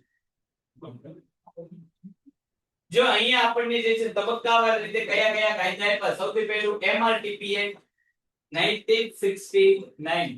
ખાસ યાદ રાખજો, MCQ માં વારંવાર પૂછાય કે ભાઈ MRTP એક્ટ ક્યારે અસ્તિત્વમાં આવ્યું?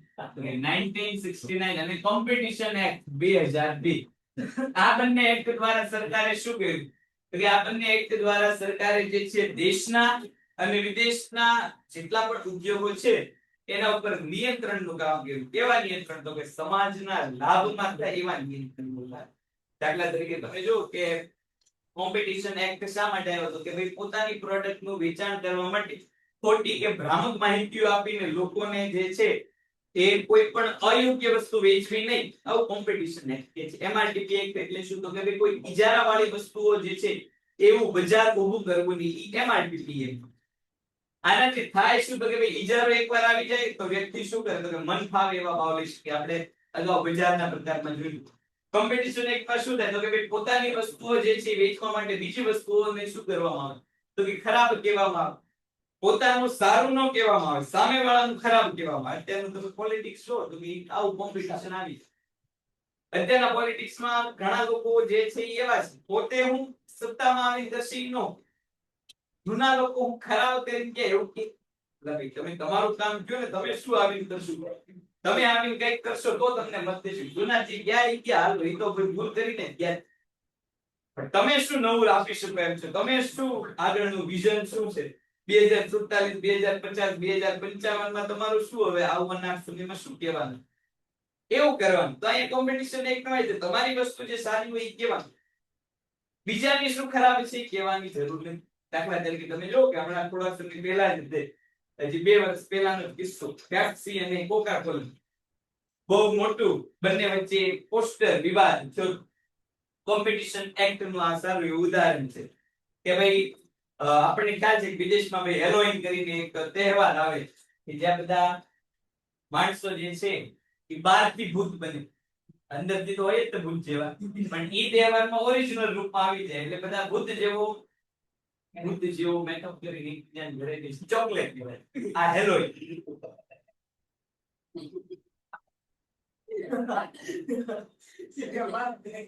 હોય ઘણા ભૂત હોય એવા કે આવા ભૂત બને અને ચોકલેટ લેવા એકબીજાના ઘરે જઈને હેપી હેલોવીન જેવું ઈ લોકોનું તહેવાર. હેપી હેલોવીન હેલોવીન નામ છે, તહેવારનું નામ છે.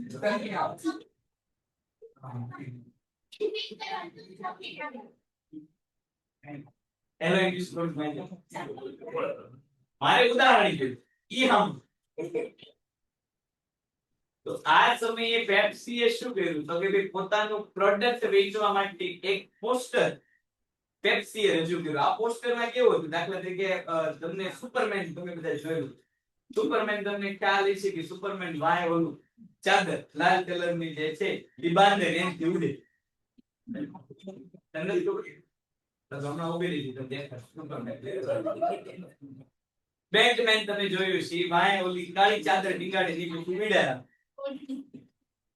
તો અહીંયા પેપ્સી વાળા એવું કર્યું, પેપ્સી વાળા એનું પોતાનું કેન ફોટામાં જે કર્યું છે પોતાનું કેન, અને પાછળ જે છે એ સુપરમેન જેવી લાલ જે છે એ પોતે આમ ચાદર કેન ને ચાદર બાંધેલી હોય, ચાદર ઉપર શું લખ્યું તો કે ભાઈ કોકા કોલા એવું લખ્યું ભાઈ. એટલે અંદર શું હતું તો કે ભાઈ પેપ્સી, ઉપર રેપિંગ કોણ હોય એટલે ચાદર કોની ઓઢાડી દીધી તો કોકા કોલા, અને નીચે જે છે ઈ ઇંગ્લિશ માં એવું લખ્યું હતું જે એનું ગુજરાતી હું તમને આમ અનુવાદ જેવું, અનુવાદ તો ન કહે પણ ગુજરાતી અર્થ જેવું કહું કે એમાં શું લખ્યું હતું તો કે ભાઈ જે પેપ્સી નું મેઇન કેન પેપ્સી નું હતું, ઉપર ફરતે કોકા કોલા, અને નીચે એવું લખ્યું હતું કે ભાઈ બધાને ગુણવત્તા જોઈએ. આ એનો એની જે આખું લેખ લખ્યો હતો એનું હું તમને સાદામાં ગુજરાતી એનો અર્થ કે ભાઈ કોકા કોલાની ગુણવત્તા જોતી હોય તો કોને વેચવું પડે તો કે ભાઈ પેપ્સી ને વેચવું. એનો અર્થ કે સીધે સીધું કોને કોમ્પિટિશન આપ્યું તો કે કોકા કોલા, કે કોકા કોલાની ગુણવત્તા સારી નથી એટલે કોકા કોલા એના કેનમાં શું વેચે તો કે પેપ્સી વેચે, એવું કહેવાનું પોસ્ટર નહોતું. તો એની સામે કોકા કોલાએ ફરીવાર એનું જ પોસ્ટર રીટ્વીટ કરી, રીટ્વીટ એટલે ફરીવાર એની પોસ્ટર જે છે એ કોકા કોલાએ જે છે એ પોતે આપી દીધું, અને જે લખાણ પેપ્સી વાળાએ આપ્યું તો એની કરતા કોકા કોલાએ લખાણ કેવું કરી તો કે ફેરબદલ કરી, અને એને જે લખાણ આપ્યું એનો અર્થ હું એ લોકોએ કર્યો તો કે everyone wants to be a hero, દરેક વ્યક્તિ હીરો બનવા માંગે. એનો અર્થ શું હતો તો કે હમણાં આપણે સુપરમેન ની વાત કરી કે ભાઈ સુપરમેન ની તાકાત કેમાં હતી તો બધા સુપરમેન ના પિક્ચર જોયેલા કે સુપરમેન ની સાચી તાકાત જે છે એના પાછળ લાલ કલરના ઉડતા જે છે ચાદરમાં. તો અહીંયા કોમ્પિટિશન એક્ટ એવું જ કહે છે કે તમારે પ્રતિસ્પર્ધીને ખરાબ કહેવાનું નથી, તમે શું સારું કરો છો એ તમારે જે છે એ કહેવાનું. તમે જો બજારમાં માર્કેટમાં તમે જાઓ શાકભાજી લેવા જાઓ અને કોક તમને શાકભાજી વેચતું હોય ને તમે ત્યાંથી શાકભાજી ન લ્યો એટલે તમને તરત આગળ વધો એટલે તમને કે ભાઈ એ તો બહુ ખરાબ વેચ્યો ત્યાં ન જતા એનું વસ્તુ હારી તો આ કોમ્પિટિશન એક ઉલ્લંઘન તમારી શાકભાજી કેટલી હારી છે તમને ખબર છે બીજાની કેટલી હારી બીજાને ખબર બીજાનું ખરાબ નથી કેવું તમારે પોતાની વસ્તુ સારી કહેવાની આ કોમ્પિટિશન બીજું ફેરામાંથી રેગ્યુલેશન શબ્દ હટાવીને મેનેજમેન્ટ શબ્દ મૂકવામાં આવ્યો એટલે કે હવે નિયમન કરવાનું એટલે સંચાલન કરવામાં આવ્યું જેથી ફેરાનું સ્થાન કોણે લીધું ફેમાં ફોરેન એક્સચેન્જ રેગ્યુલેશન એક્ટ જે છે એ શું બની ગયું તો કે ફોરેન એક્સચેન્જ મેનેજમેન્ટ એક્ટ અત્યાર સુધી જે વિદેશમાંથી પૈસા આપવામાં આવતા એની ઉપર સરકારનું શું હતું તો કે નિયંત્રણ દેશમાં જે છે મૂડીરોકાણ 10% થી વિદેશી વ્યક્તિઓ વધારે કરી શકતા નહોતા વિદેશી સંસ્થાઓ કોઈ પણ દેશના સંસ્થાઓમાં સીધા પોતાના શેર ફી નિશ્ચિત ખરીદી નહોતા શકતા આ બધું રેગ્યુલેશન એક્ટ હવે આ રેગ્યુલેશન એક્ટ શું બની ગયું તો કે મેનેજમેન્ટ એક્ટ સરકાર એમ કહે છે આવો પૈસા આપો મેનેજમેન્ટ કોણ કરશે બધું સરકાર ક્યાં પૈસા રોકવા કેટલું મૂડીરોકાણ કરવું કોના દ્વારા મૂડીરોકાણ કરવું આ બધી માહિતી કોણ આપશે સર તો કે રેગ્યુલેશન એક્ટ શું બની ગયું મેનેજમેન્ટ એક્ટ પછી ઔદ્યોગિક નીતિમાં મોટા પાયે પરિવર્તન આપવામાં આવ્યું ત્યાં જાહેર ક્ષેત્રો માટે આરક્ષિત ક્ષેત્રોને ઘટાડીને 3 કરી દેવામાં આવ્યા અને નાના પાયાના ઉદ્યોગો માટે મૂડીરોકાણની મર્યાદામાં શું કરી દીધું તો કે વધારે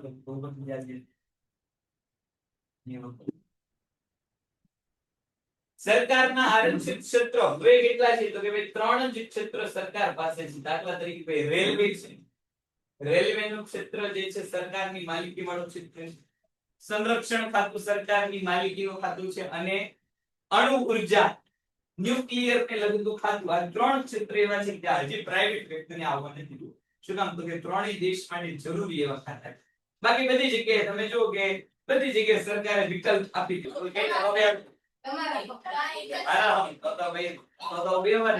મને તારા ઉપર પૂરો વિશ્વાસ છે અડધો લેક્ચર હજી મારે કલાક હજી કાઢવાની ત્યાં તો હું પાછું એમ પોગી જાય તો નામ જ મૂડીરોકાણની આપણે વાત કરતા હતા કે 3 જ ક્ષેત્ર એવા છે બાકી બધી જગ્યાએ તમે જુઓ કે ભાઈ દાખલા તરીકે સંચારનું ક્ષેત્ર તો અત્યાર સુધી BSNL અને MTNL એટલે કે ઓલું લેન્ડલાઇન અને BSNL બે જ સરકારી ઉદ્યોગો હતા પણ એમાંય હવે તમે જુઓ રિલાયન્સ આઇડિયા જીઓ બધા આવી કુરિયરની સર્વિસમાં તમે જો અત્યાર સુધી ટપાલ ખાતું એક જ હતું પણ હવે પ્રાઇવેટ કુરિયર વાળા આવી છે રોડ રસ્તામાં તમે જો કે સરકારની કંપનીઓ જે અત્યાર સુધી એકલા રોડ રસ્તા બનાવતી હતી એની બદલે બધા રોડ રસ્તા બનાવતી એરલાઇન્સમાં હમણાં જ આપણે વાત કરી પેન્ટેડ એપ્લિકેશન ધોરણ 6 થી 12 ના વિદ્યાર્થીઓ માટે અપડેટ થઈ ચૂકી છે આ એપ્લિકેશનમાં શું છે બધા જ વિષયના વિડિયોઝ છે ગુજરાતની બેસ્ટ ફેકલ્ટી દ્વારા લાઈવ લેક્ચર્સ છે IMP પ્રશ્ન છે ટેસ્ટ સિરીઝ છે અને ગુજરાતના તમામ વિદ્યાર્થીઓ સાથે તમે તમારી કમ્પેરિઝન કરી શકો છો ગેમિફિકેશન છે અને બીજું ઘણું બધું તો તમે એપ્લિકેશન ડાઉનલોડ ન કરી હોય તો ડિસ્ક્રિપ્શનમાં લિંક આપી છે હમણાં જ પ્લે સ્ટોર ઉપર જાઓ અને એપ્લિકેશન ડાઉનલોડ કરો ઘરે બેઠીને સરસ મજાનું ગુજરાતની જોરદાર ફેકલ્ટી સાથે ભણો સારા માર્ક્સે પાસ થાઓ એર ઇન્ડિયા ટાટા કંપનીને વેચી દેવામાં આ બધું શું થયું તો એક પ્રકારે સરકારના ક્ષેત્રમાંથી ખાનગી ક્ષેત્રનો સ્થાન વિદેશી મૂડીરોકાણની પ્રક્રિયા સરળ બની અને ઘણા બધા આર્થિક ક્ષેત્રોમાં વિદેશી મૂડીરોકાણ માટે આપમેળે પરવાનાની જોગવાઈ કરી દાખલા તરીકે આ મુદ્દો છે ને ગિફ્ટ સિટી માટે સ્પેશિયલ ઇકોનોમિક ઝોન હમણાં આપણે 12માં આગળ ભણીશું સરકારે વિશેષ આર્થિક વિસ્તાર એવા કરી દીધા કે ખાસ કોની માટે તો કે ભાઈ વિદેશી મૂડીરોકાણ માટે જે છે પરવાના મેળવવા કેવા બની ગયા તો કે પ્રમાણ સરળ દાખલા તરીકે હાલની તારીખે તમે જો કે તમારું લાયસન્સ લેવા જાવ હોય લર્નિંગ લાયસન્સ લેવું દીવો તમે ઘર બેઠા કોમ્પ્યુટર આધારિત લઈ શકો એવી જ રીતે અહીંયા ઉદ્યોગ શરૂ કરવા હોય અમુક પરમિશન લેવી હોય એ બધી તમે કેવી મેળવી શકો તો કે ઓનલાઈન માધ્યમથી આપમેળે પરવાનાની પદ્ધતિ રાજકોષીય નીતિ વેપાર નીતિ આયાત નિકાસ નીતિ દ્વારા રાજ્ય બજાર પરિબળને આર્થિક નિર્ણયની પ્રક્રિયામાં વધારે મહત્વ આપ્યું સબસિડીના ખર્ચાઓ ઘટાડો કરવામાં આવ્યો આયાત નિકાસ પરવાના નીતિ હળવી કરવામાં આવી અને મૂંડિયામણના દરો વધુ મુક્ત બનાવવામાં આવ્યા સરકારે બધું જ નિયંત્રણ કોને આપી દીધું માંગ અને પુરવઠો બજાર પરિબળ દેશમાં જે આઝાદી સમયે $1 બરાબર 1 રૂપિયો હતો એટલે કે સરકારે ડોલર અને રૂપિયો પર નિયંત્રણ રાખ્યું હતું એ પણ હવે સરકારે મૂંડિયામણનો દર ઘટ્યો કર્યો આયાત નિકાસની નીતિ કેવી કરતી હતી તો આયાત નિકાસની નીતિ કેવી હતી? તો કે એટલે કે જે લોકોને નિકાસ કરવી હોય એને પ્રમાણમાં સરળતાથી નિકાસ માટેની મંજૂરી મળી જતી. આયાત કરવી હોય એને સરળતાથી. જો આ પ્રક્રિયા જે છે ને, પ્રક્રિયા તમને જે છે આઈએમપી 2 માર્કમાં પૂછાશે. ભારતમાં ઉદારીકરણની પ્રક્રિયા જણાવો 2 માર્કમાં. ને મારી જો કોઈ દિલદાર વ્યક્તિ હોય તો એ 3 માર્કમાં પૂછે. મુદ્દા 5 માર્ક કેટલા આવે? તારામાં તો જોવું પડે. બાકી બધા આપી દઈએ આપણે 3 માર્ક. તારું જોઈ કે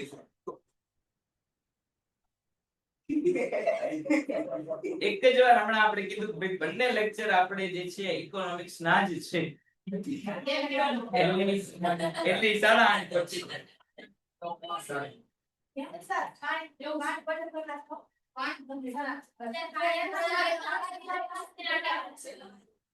અરે જાવ 2 મિનિટ અહીંયા આવીને બોલવું પડશે.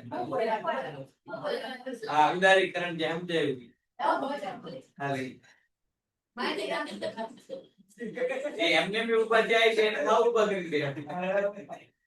હા લાવ જેને બહાર જવું હોય બ્રેક જોતો હોય આવતા જવાનું.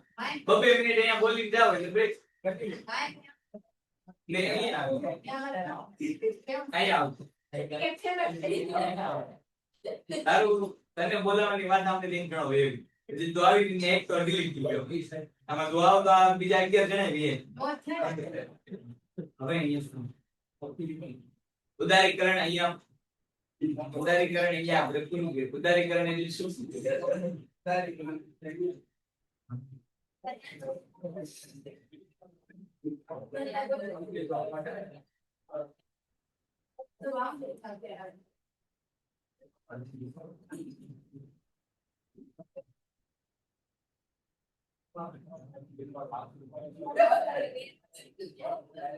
ઉદારીકરણ એટલે શું?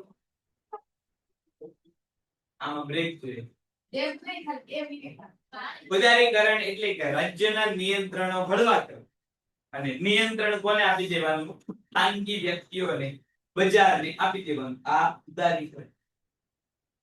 બોલ તો આમ કર્યું છે. બોલ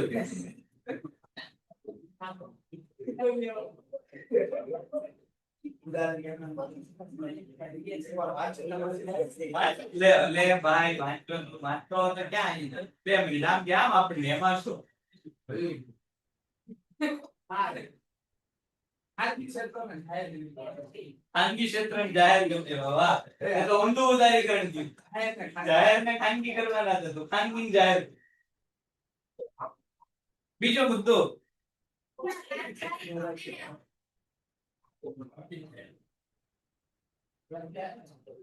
એ તો ટીવી છે. પાણી પી લે એટલે બધું પડી જાય. ખાઈ જાય આય નાટમાં બોટલ દી પીડે છે કે દી કાઈ વાત નહીં. ઘડીક પાણી હારું દી ઊંડા ઊંડા શ્વાસ લે તો આગળ. બીજો મુદ્દો ખાનગીકરણ. અહીંયા જે છે આપણે રાજ્યના નિયંત્રણો ઘટાડવાના હતા એ ઉદારીકરણમાં.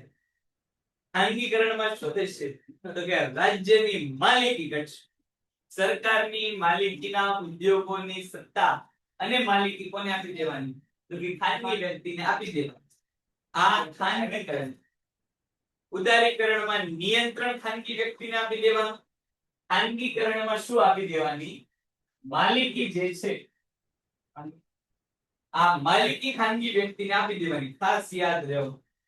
ઉદારીકરણમાં શું આપવામાં આવે છે? તો કે ઉદારીકરણમાં જે છે નિયંત્રણ આપવામાં આવે છે. અને ખાનગીકરણમાં શું આપવામાં આવે છે? માલિકી. ખાનગીકરણ એટલે ઔદ્યોગિક માલિકીનું જાહેર ક્ષેત્રમાંથી કયા ક્ષેત્રમાં હસ્તાંતરણ? ખાનગી ક્ષેત્રમાં. દાખલા તરીકે હમણાં આપણે એર ઇન્ડિયાની વાત કરી કે એર ઇન્ડિયાનું શું કહેવાય? તો કે ખાનગીકરણ. રાજ્યના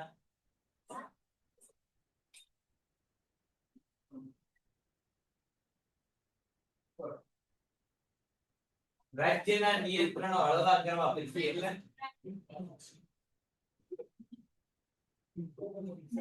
આ બે રીતે આગળ વાળા સવાલ મૂકી છે કે ખબર ન પડી અત્યારે તે કઈ ક્યાં તો કઈ ત્રણેય બોલ તારી વાત છે. ખાનગીકરણ એટલે શું તો કે જાહેર ક્ષેત્રના માલિકીના ઉદ્યોગ જે છે એ ખાનગી ક્ષેત્રને આપી દેવા એને ખાનગીકરણ કહેવાય. અહીંયા શેમાં ફેરફાર થતો હોય છે? ખાનગીકરણમાં ફેરફાર કોનામાં આવતો હોય છે?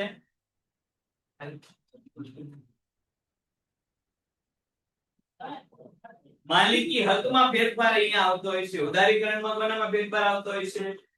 નિયંત્રણમાં ફેરફાર આવતો હોય છે. એર ઇન્ડિયાનું ખાનગીકરણ થયું આપણે કહીશું.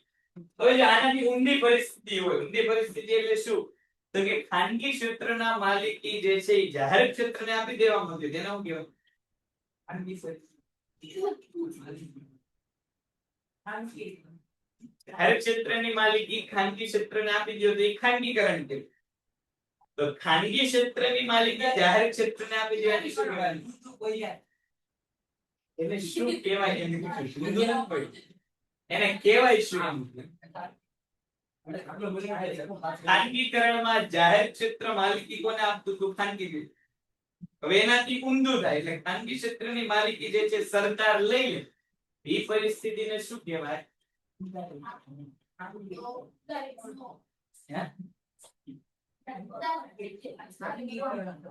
એને રાષ્ટ્રીયકરણ કહેવાય. શું કહેવાય? રાષ્ટ્રીયકરણ. દાખલા તરીકે આરબીઆઈ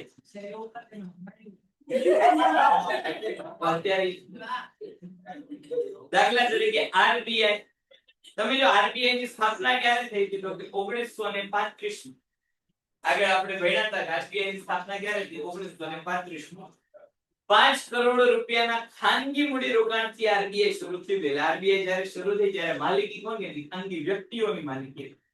પણ 1949 માં 1949 માં આ ખાનગી વ્યક્તિઓ પાસેથી માલિકી હક કોણે લીધી હતી? સરકારે લીધી. એનો અર્થ કે એનું શું થઈ ગયું? રાષ્ટ્રીયકરણ થયું. આ રાષ્ટ્રીયકરણ એટલે શું તો કે ખાનગી ક્ષેત્રની માલિકી કોને આપી? કોને આપી દીધી? સરકારને આપી દીધી. એટલે કે જાહેર ક્ષેત્રને આપી દીધી. ખાનગી ક્ષેત્રની માલિકી સરકાર એટલે કે જાહેર ક્ષેત્ર એટલે રાષ્ટ્રીય. પણ અત્યારે આપણા માટે ખાનગીકરણમાં રાજ્ય દેશમાં જાહેર ક્ષેત્રના ઉદ્યોગોની માલિકી અને સંચાલન ધરાવે છે. આ માલિકી અને સંચાલન પૂર્ણ રૂપે અથવા તો આંશિક રૂપે ખાનગી ક્ષેત્રને સોંપવાની પ્રક્રિયા એટલે ખાનગીકરણ. જો અહીંયા પૂરેપૂરો માલિકી હક આપવાનો અથવા તો અંશતઃ માલિકી હક આપવાનો આને જે છે ખાનગીકરણ કહેવાય. દાખલા તરીકે તમે જો એલઆઈસી માં સરકારે ખાનગીકરણ કર્યું છે પણ સંપૂર્ણ નથી કર્યું. એલઆઈસી આમ તમે જો તો એ સરકારી કંપની જ કહેવાય, સરકારનું જ એક માળખું કહેવાય. પણ એમાં જે છે સરકારે ખાનગી વ્યક્તિઓને રોકાણ કરવાની પરવાનગી આપી છે. તમે હું જે છે એ ધારીએ તો એલઆઈસી ના શેર ખરીદીને એલઆઈસી માં હિસ્સો ખરીદીને ભાગ ખરીદીને તમે હું જે માલિક બની શકો. સંપૂર્ણ રીતે કોઈ વ્યક્તિને સંસ્થા વેચી દેવી અથવા અંશતઃ રીતે જે છે સંસ્થામાં ભાગીદારી આપે એને પણ શું કહેવામાં આવે? ખાનગીકરણ. બે રીતે ખાનગીકરણ થાય છે. ત્રણ રીતે. સૌથી પહેલું વિમૂડીકરણ દ્વારા. વિમૂડીકરણ એટલે શું તો કે સરકારે જેટલા પૈસા રોક્યા હોય બધા પૈસા સરકાર પાછા લઈ એને વિમૂડીકરણ કહેવાય. જો અહીંયા આપણને કીધેલું છે વિમૂડીકરણ એટલે જાહેર ક્ષેત્રના ઉદ્યોગમાંથી રાજ્ય પોતાનો ફાળો ઓછો કરીને પાછા ખેંચીને ખાનગી ક્ષેત્રને વેચે. આ રાજ્ય જાહેર ક્ષેત્રના ઉદ્યોગમાંથી પોતાની મૂડી પાછી ખેંચે તેને વિમૂડીકરણ કહેવાય. મોસ્ટ આઈએમપી વિમૂડીકરણ. હવે જો વિમૂડીકરણ પ્રશ્ન 11 માં છે પણ આ વિમૂડીકરણ જે છે ઘણીવાર 12 માં પૂછાય. 12 માં વિમૂડીકરણ એટલે શું એવું આવતું નથી. 11 માં વિમૂડીકરણ શું એવું કહેવાય. પણ આ વિમૂડીકરણ એટલે શું આવું એક માર્ક પ્રશ્ન બોર્ડની પરીક્ષામાં હોય. મુદ્દો નથી છતાં પૂછાય કારણ કે મહત્વનો મુદ્દો છે. મૂડી પાછી ખેંચવાનું કામ એટલે વિમૂડીકરણ. સરકાર પોતાના પૈસા શું કરશે તો કે પાછા લઈ લેશે. સરકાર પોતાના પૈસા શું કરશે? પાછા લઈ લેશે. કોની પાસેથી પૈસા લેશે? ખાનગી વ્યક્તિ પાસે. એટલે અહીંયા ખાનગી વ્યક્તિ સરકારને પૈસા આપશે. સરકાર બદલામાં શું આપશે તો કે માલિકી હક આપશે. અને વિમૂડી. બીજું જાહેર ક્ષેત્ર માટે અનામત ઉદ્યોગોની સંખ્યા ઓછી કરી દે ખાનગી ક્ષેત્રનો વ્યાપ વધારવો. હમણાં વાત કરી કે સંરક્ષણ, રેલવે અને અણુ ઉર્જા ત્રણ જ ખાતા સરકાર પાસે છે. બાકીના બધી જગ્યાએ સરકારે શું કરી દીધું તો કે ખાનગી વ્યક્તિને આપવા દીધું. પેલા માર્ગ પરિવહનના જે પ્રોજેક્ટ જે છે સરકારી કંપની પાસે જ લેતા તો હવે ખાનગી વ્યક્તિઓને મળે. પેલા ટેલિકોમ સેક્ટર જે છે સંચારની સુવિધા સરકારી કંપની બીએસએનએલ એમટીએનએલ પાસે હતી હવે એમાં વિદેશી વ્યક્તિ આવી એરલાઇન્સ ની મોટા ભાગની સુવિધા પેલા સરકારી કંપનીઓ પાસે હતી હવે કોની પાસે આવી ગઈ ખાનગી સેક્ટર પાસે એટલે જાહેર ક્ષેત્રના જે ઉદ્યોગો અનામત રાખેલા હતા આ ઉદ્યોગોની સંખ્યાને શું કરવામાં આવ્યું ઘટાડો અને ત્રીજું જાહેર ખાનગી સંયુક્ત માલિકીના ઉદ્યોગ સ્થાપવામાં આવ્યો આ મહત્વનું છે હાલની તારીખે જે મોટા ભાગના ઉદ્યોગો હોય છે એમાં આ બાબત જોવા મળે દાખલા તરીકે અહીંયા જો તમે મોટી હોસ્પિટલ છે જેને આપણે લાલ દવાખાનું કહીએ ત્યાં પાછળ એક્સ-રે વિભાગ છે તો you know that I know that and તો એ તમે એક્સ-રે વિભાગની ઉપર એક્સ-રે વિભાગની ઉપર વાંચો ને એમાં લખેલું છે પીપીપી પીપીપી એટલે શું તો public private partnership public private partnership એટલે શું તો જાહેર અને ખાનગી સંયુક્ત ઉદ્યોગ સાહસ આનો આખું જે છે 12મા ધોરણમાં વિસ્તારથી ભણવાનું આવશે PPP private public partnership public private partnership એનો અર્થ એ કે જ્યાં અડધો ભાગ સરકારનો હશે અડધો ભાગ કોનો હશે તો કે જાહેર છે હવે જો અહીંયા અડધો જે છે સમજવા માટે બોલવામાં આવે અડધો એટલે ભાઈનો 50-50% ભાગ હશે એવું સમજીએ ને સરકારનો ભાગ 60% હોય તો ખાનગીનો 40% હોય ખાનગીનો 80% હોય સરકારનો 20% ભાગ હોય પણ બંનેનું સહ અસ્તિત્વ હોય ઈ પીપીપી કહેવાય દાખલા તરીકે એક્સટ્રા નો પ્રોજેક્ટ છે માલિકી એની જે છે કોની છે તો કે ભાઈ માલિકી જે છે ખાનગી વ્યક્તિની પણ સરકાર જે છે અમુક પ્રકારની ગ્રાન્ટ અને સરકારી સુવિધાઓ આપે છે એટલે સરકારનો એમાં ભાગ છે એટલે ન્યાય એક્સટ્રે કરાવો બીજી જગ્યાએ કેવો તો આ પીપીપી છે મેનેજમેન્ટ સંચાલન માલિકીમાં મોટો ભાગ ખાનગી વ્યક્તિઓ સરકાર જે છે શું કરશે તો કે ભાઈ પોતે અમે અમુક મદદ કરશે સમાજ માટે આ પીપીપી કહેવાય હવે આવા ઉદ્યોગમાં કામ કરતા હોય એ પાછા વ્યક્તિઓ ખાનગી ધોરણે કામ કરતા હોય પ્રાઇવેટ પ્રક્રિયા વિશેની વાત કરીએ ભારતમાં વિવિધ મૂડીકરણની પ્રક્રિયા સમજવા માટે બે બાબતો સમજવી જરૂરી છે એમાં પ્રથમ તો સરકાર જાહેર ક્ષેત્રના ઉદ્યોગના શેર ખાનગી ક્ષેત્રને વેચીને માલિકીનું હસ્તાંતરણ કરે તેને ખાનગીકરણ કહેવાય પોતાની માલિકીના શેર કોને આપશે તો કે ખાનગી વ્યક્તિઓને આપશે એને ખાનગીકરણ કહેવાય આવું ખાનગીકરણ બે રીતે થાય જાહેર ક્ષેત્રના તમામ શેર એટલે કે બધા શેર ખાનગી ક્ષેત્રને વેચી દેવામાં આવે અથવા તો કેવા વેચવામાં આવે તો કે એમાંથી અમુક મોટા ભાગના શેર 29% 49% વગેરે જેવા જે છે એ અંશતઃ મૂડી રોકાણ કોને આપશે કે ખાનગી વ્યક્તિઓને જે છે સરકાર વેચશે જો 51% થી ઓછા શેર વેચાય તો નાના પાયેનું મૂડી રોકાણ કહેવાય અને 51% થી વધુમાં શેર વેચાય તો મોટા પાયાનું મૂડી રોકાણ જો અહીંયા 51% મહત્વનું હવે ધીરે ધીરે થોડી ભારવાર એકાઉન્ટની વાત કરતા તમે એકાઉન્ટમાં જે છે પાકું સર્વેયુ બનાવો છો 51%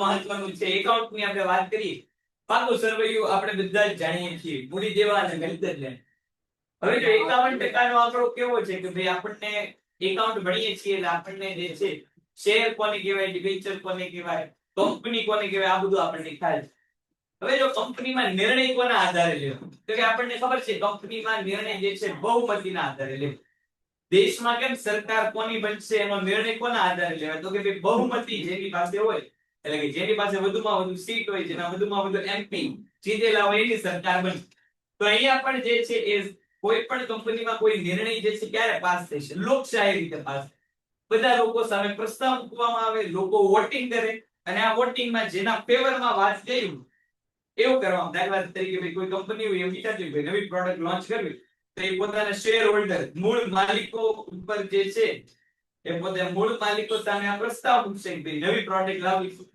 એમાંથી શેર હોલ્ડરો વિચારશે અડધા એમ કહેશે ભાઈ લાવવી જોઈએ એમાં વોટિંગ કરશે અમુક એમ કહેશે ભાઈ ન લાવવી જોઈએ એમાં વોટિંગ કરશે જેનો વોટિંગ પર્સન્ટેજ વધારે છે એટલે વધુ જેમાં મત પડ્યા છે એ નિર્ણય જે છે સ્વીકૃત આ જે છે કંપનીનું સંચાલનનું માળખું કંપનીનું સંચાલન લોકશાહી રીતે થાય પાછું કંપની સંચાલનમાં વિશેષ અધિકાર ઈ છે કે અહીંયા જે છે એ મતાધિકાર કેટલો મળે તો કે વ્યક્તિ દીઠ મતાધિકાર નથી શેર દીઠ મતાધિકાર તમે ચૂંટણીમાં જો કે ભાઈ ભારત સરકારની ચૂંટણી ગુજરાત સરકારની ચૂંટણી અહીંયા મતાધિકાર કેવો છે પર પર્સન મતાધિકાર એટલે એક વ્યક્તિ એક જ વાર મત આપી શકે પણ કંપનીના નિર્ણયમાં એવું નથી કંપનીના નિર્ણયમાં વ્યક્તિ પાસે રહેલા શેરની સંખ્યાના આધારે શું કરવામાં આવે છે નિર્ણય લેવામાં આવે જેની પાસે જેટલા શેર એ વ્યક્તિ એટલી વાર મત આપી શકે મારી પાસે 10 શેર હોય તો 10 વાર શેર મત આપી શકું, 20 શેર હોય તો 20 વાર, 30 શેર હોય તો 30 વાર મત આપી શકું. જેટલા શેર એટલો મત.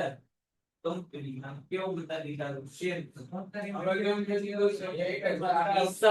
મંડળી. સહકારી મંડળીમાં શેરની સંખ્યા ધ્યાનમાં લેવાતી નથી, ત્યાં વ્યક્તિને ધ્યાનમાં લે, કારણ કે નામ જ સહકારી છે. સહકારથી ચાલુ બીએ માં તમે એવું ભણતા હશો. સહકારી મંડળી વાળો એકવાર મત આપી છે, કંપની વાળો જેટલા શેર હોય તે. એટલે હવે જો અહીંયા જે છે 51% નું કામ અહીંયા. હવે કોઈ કંપનીમાં નિર્ણય ક્યારે પારિત થાય, કોઈ કંપનીમાં જે છે નિર્ણય પસાર ક્યારે થાય, જ્યારે વધુમાં વધુ એની ફેવરમાં જે છે એ મત પેડાવો ત્યારે. અને વધુમાં વધુ મત ક્યારે પડશે, જ્યારે તમારી પાસે શેર કેવો હોય તો બધા, દાખલા તરીકે કોઈ કંપનીમાં જે છે 51% ભાગીદારી મારી છે, એટલે કોઈ કંપનીના ઉદાહરણ તરીકે 100 શેર છે, 51 શેર મારી પાસે છે, મને કોઈ પ્રસ્તાવ ગમે છે તો હું એને 51 વાર મત આપીશ. અને મારી સિવાય દાખલા તરીકે બીજા 10 જણા છે, ટોટલ અમે 11 શેર હોલ્ડર છીએ. એક શેર હોલ્ડર તરીકે મારી પાસે કંપનીના 100 માંથી 51 શેર છે, બીજા 10 લોકો પાસે 49 શેર છે. તો બીજા 10 લોકો ભેગા થઈને 49 વાર મત આપશે, હું એક 51 વાર મત આપીશ. તો નિર્ણય કોના ફેવરમાં આવશે? તો કે મારે શું નામ કેમ મારી પાસે સત્તા.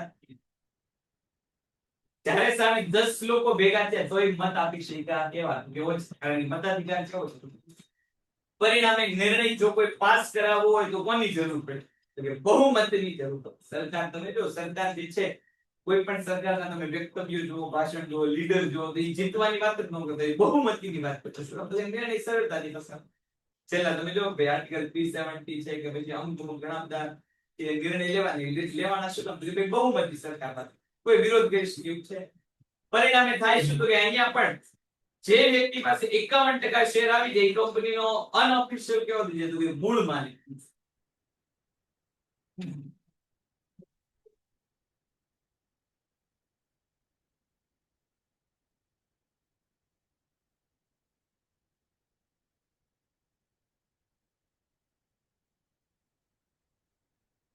બધા જેટલા શેર હોય એટલા મત આપવાના હોય. આ નિર્ણયકરણ એનું છે, એટલે કે બધા આપવા પડે. તમે કોઈ 10 શેર લાવ્યા હોય પછી એમ વિચારો કે 5 શેરમાં હું હા પાડું, 5 શેરમાં ના પાડું, તો એ પછી તમારો ઉપર સવાલ ઉઠે ભાઈ આના મગજમાં કઈક જે છે એ યોગ્ય વાત ઉતરી નથી. કારણ કે આપણે ક્લિયર હોય આપણી રીતે, આપણે જે છે આપણી રીતે ક્લિયર હોય કે ભાઈ કોઈ કામ કરાવવું છે, કોઈ કામ કરાવવું છે કે નથી કરાવવું, આનું માટે આપણે ક્લિયર હોય. એટલે આપણી પાસે 10 શેર હોય તો 10 કાં તો આમાં હોય કાં તો નામાં હોય. પણ 5 માં આ પાડવી, 5 માં ના પાડવી એવું થઈ શકે કરવું, પણ એવું કરીએ ઓછું એવું થઈ શકે. દાખલા તરીકે ભાઈ 51% શેર ની વાત કરી. દાખલા તરીકે ભાઈ કોઈ પણ કંપનીને બીજી કંપની ખરીદવી હોય તો એને આખી આખી કંપની ખરીદવાની જરૂર નથી, શેર ખરીદવું છે. દાખલા તરીકે અત્યારે જો આપણે જે છે રિલાયન્સ નું માલિક બનવું હોય, આપણને કોઈ અટકાવી ન શકે. રિલાયન્સ ના 51% શેર લઈ લઈએ આપણે, એટલે રિલાયન્સ ના માલિક. નવી રિલાયન્સ ઊભી કરવાની કઈ ચિંતા કે કાંઈ ચિંતા નહીં, શરૂ કંપની સીધી સીધી ખરીદી શકીએ રિલાયન્સ. આપણે હાલની તારીખે અત્યારે ને અત્યારે ટાટાના માલિક બની જવું તો બની શકે. 51% શેર આપણે ખરીદી લે, ઓછામાં ઓછા 51%.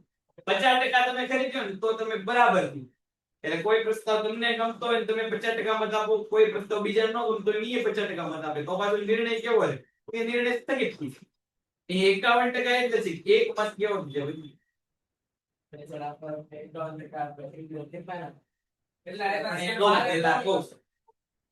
વાત હમણાં કહું છું બધું અમે.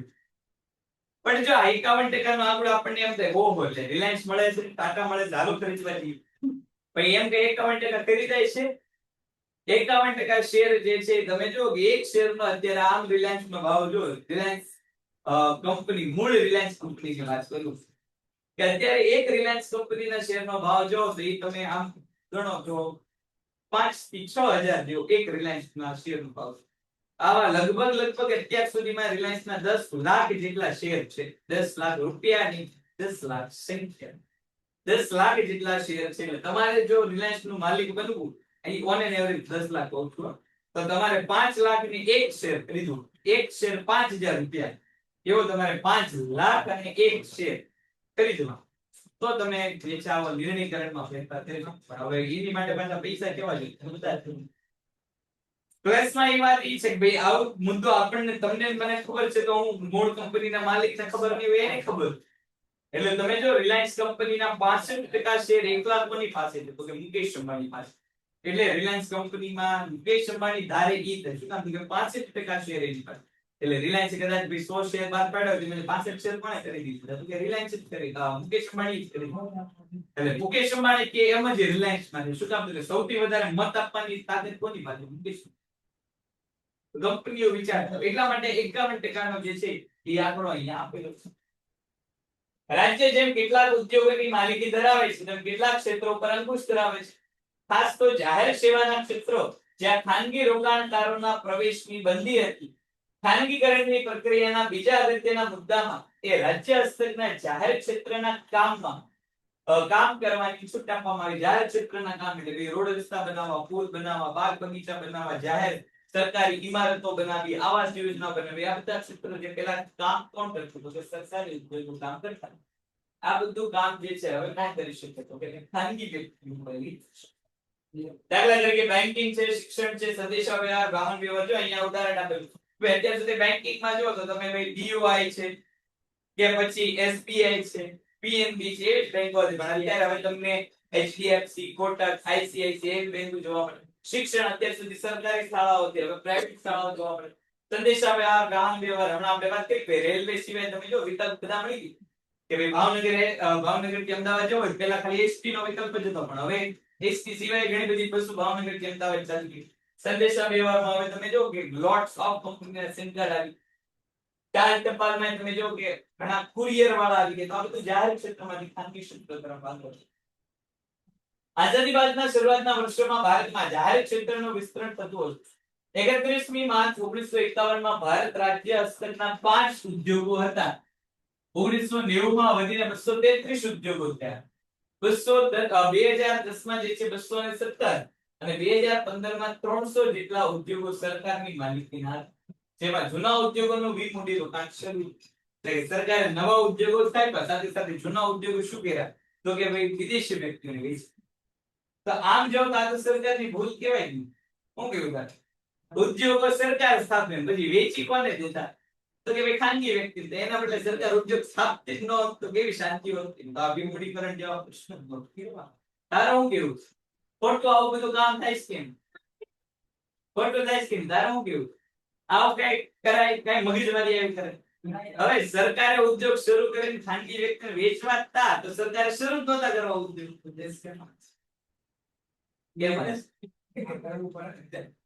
તું માને કે સરકારે કામગીરી બરોબર છે બરાબર છે બોલ ના બોલ બોલ નહીં એ વાત છે બધા ઉપર કાગળ છે બોલ એક કાબર જો આય બેઠી તો ઓય દેર કો હાલ ને ભાઈ બોલ હાલ બોલ બોલ ફટાફટ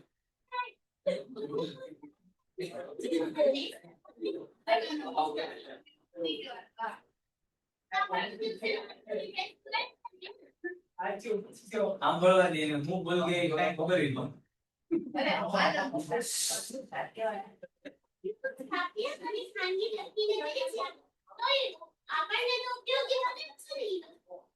એટલે તું એમ કહેશ કે સરકારે આ કામ કર્યું બરોબર છે એમ કહેશ સમર્થનમાં વાહ બેટે ખુશ તારું શું કેવું છે કાંઈ નથી હમણાં કેવું હોય તો મને એમ થાય વિચાર તારું મોઢું કેવું ઘણું હોય તારું મોઢું હું કેવું હોય ના એવું એવું પછી પણ મને કે આ કહેવાથી કાંઈ ધ્યાન વાત હું કેવું તો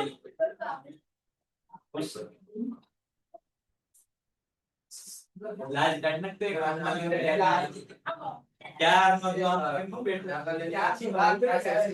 ક્યારનો વાંચ કરે હાલ બોલ ઉબદાર બડા પડે આજ જતી હે સાહેબ ઉબદાર કુર્સી લઈને આમે ગયા કુર્સી લઈને આવે કુર્સી લઈ પેલા તને કહું ગાર બડા પડે હાલ કુર્સી આકા લે બાત ક્યાં બીજે આગળ માળખાકીય સુવિધાઓ પ્રમાણમાં કેવી મળતી તો કે સારી મળતી.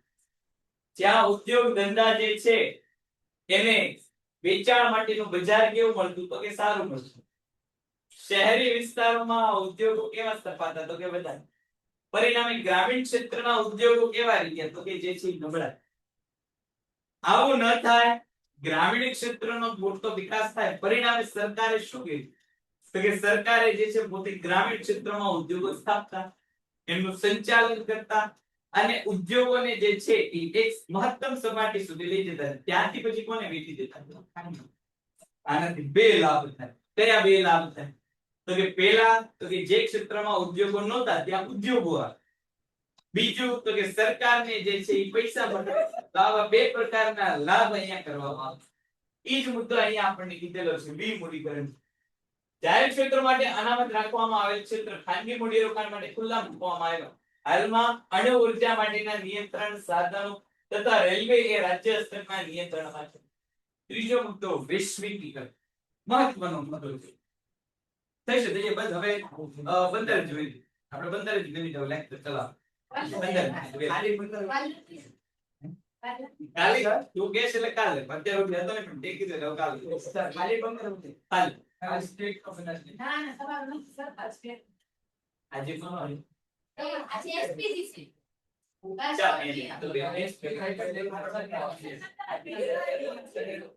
જો મારે આ વૈશ્વિકીકરણ પૂરું કરવાનું 10 મિનિટ થાય 15 મિનિટ થાય અડધી કલાક વૈશ્વિકીકરણ પૂરું થઈ છે પછી રજા મળશે એક સિવાય રજા મળશે આ મુદ્દો વૈશ્વિકીકરણ 8.6 અરે એટલું છે આ 8.6 જેટલું આજ છે એમાં વાંધો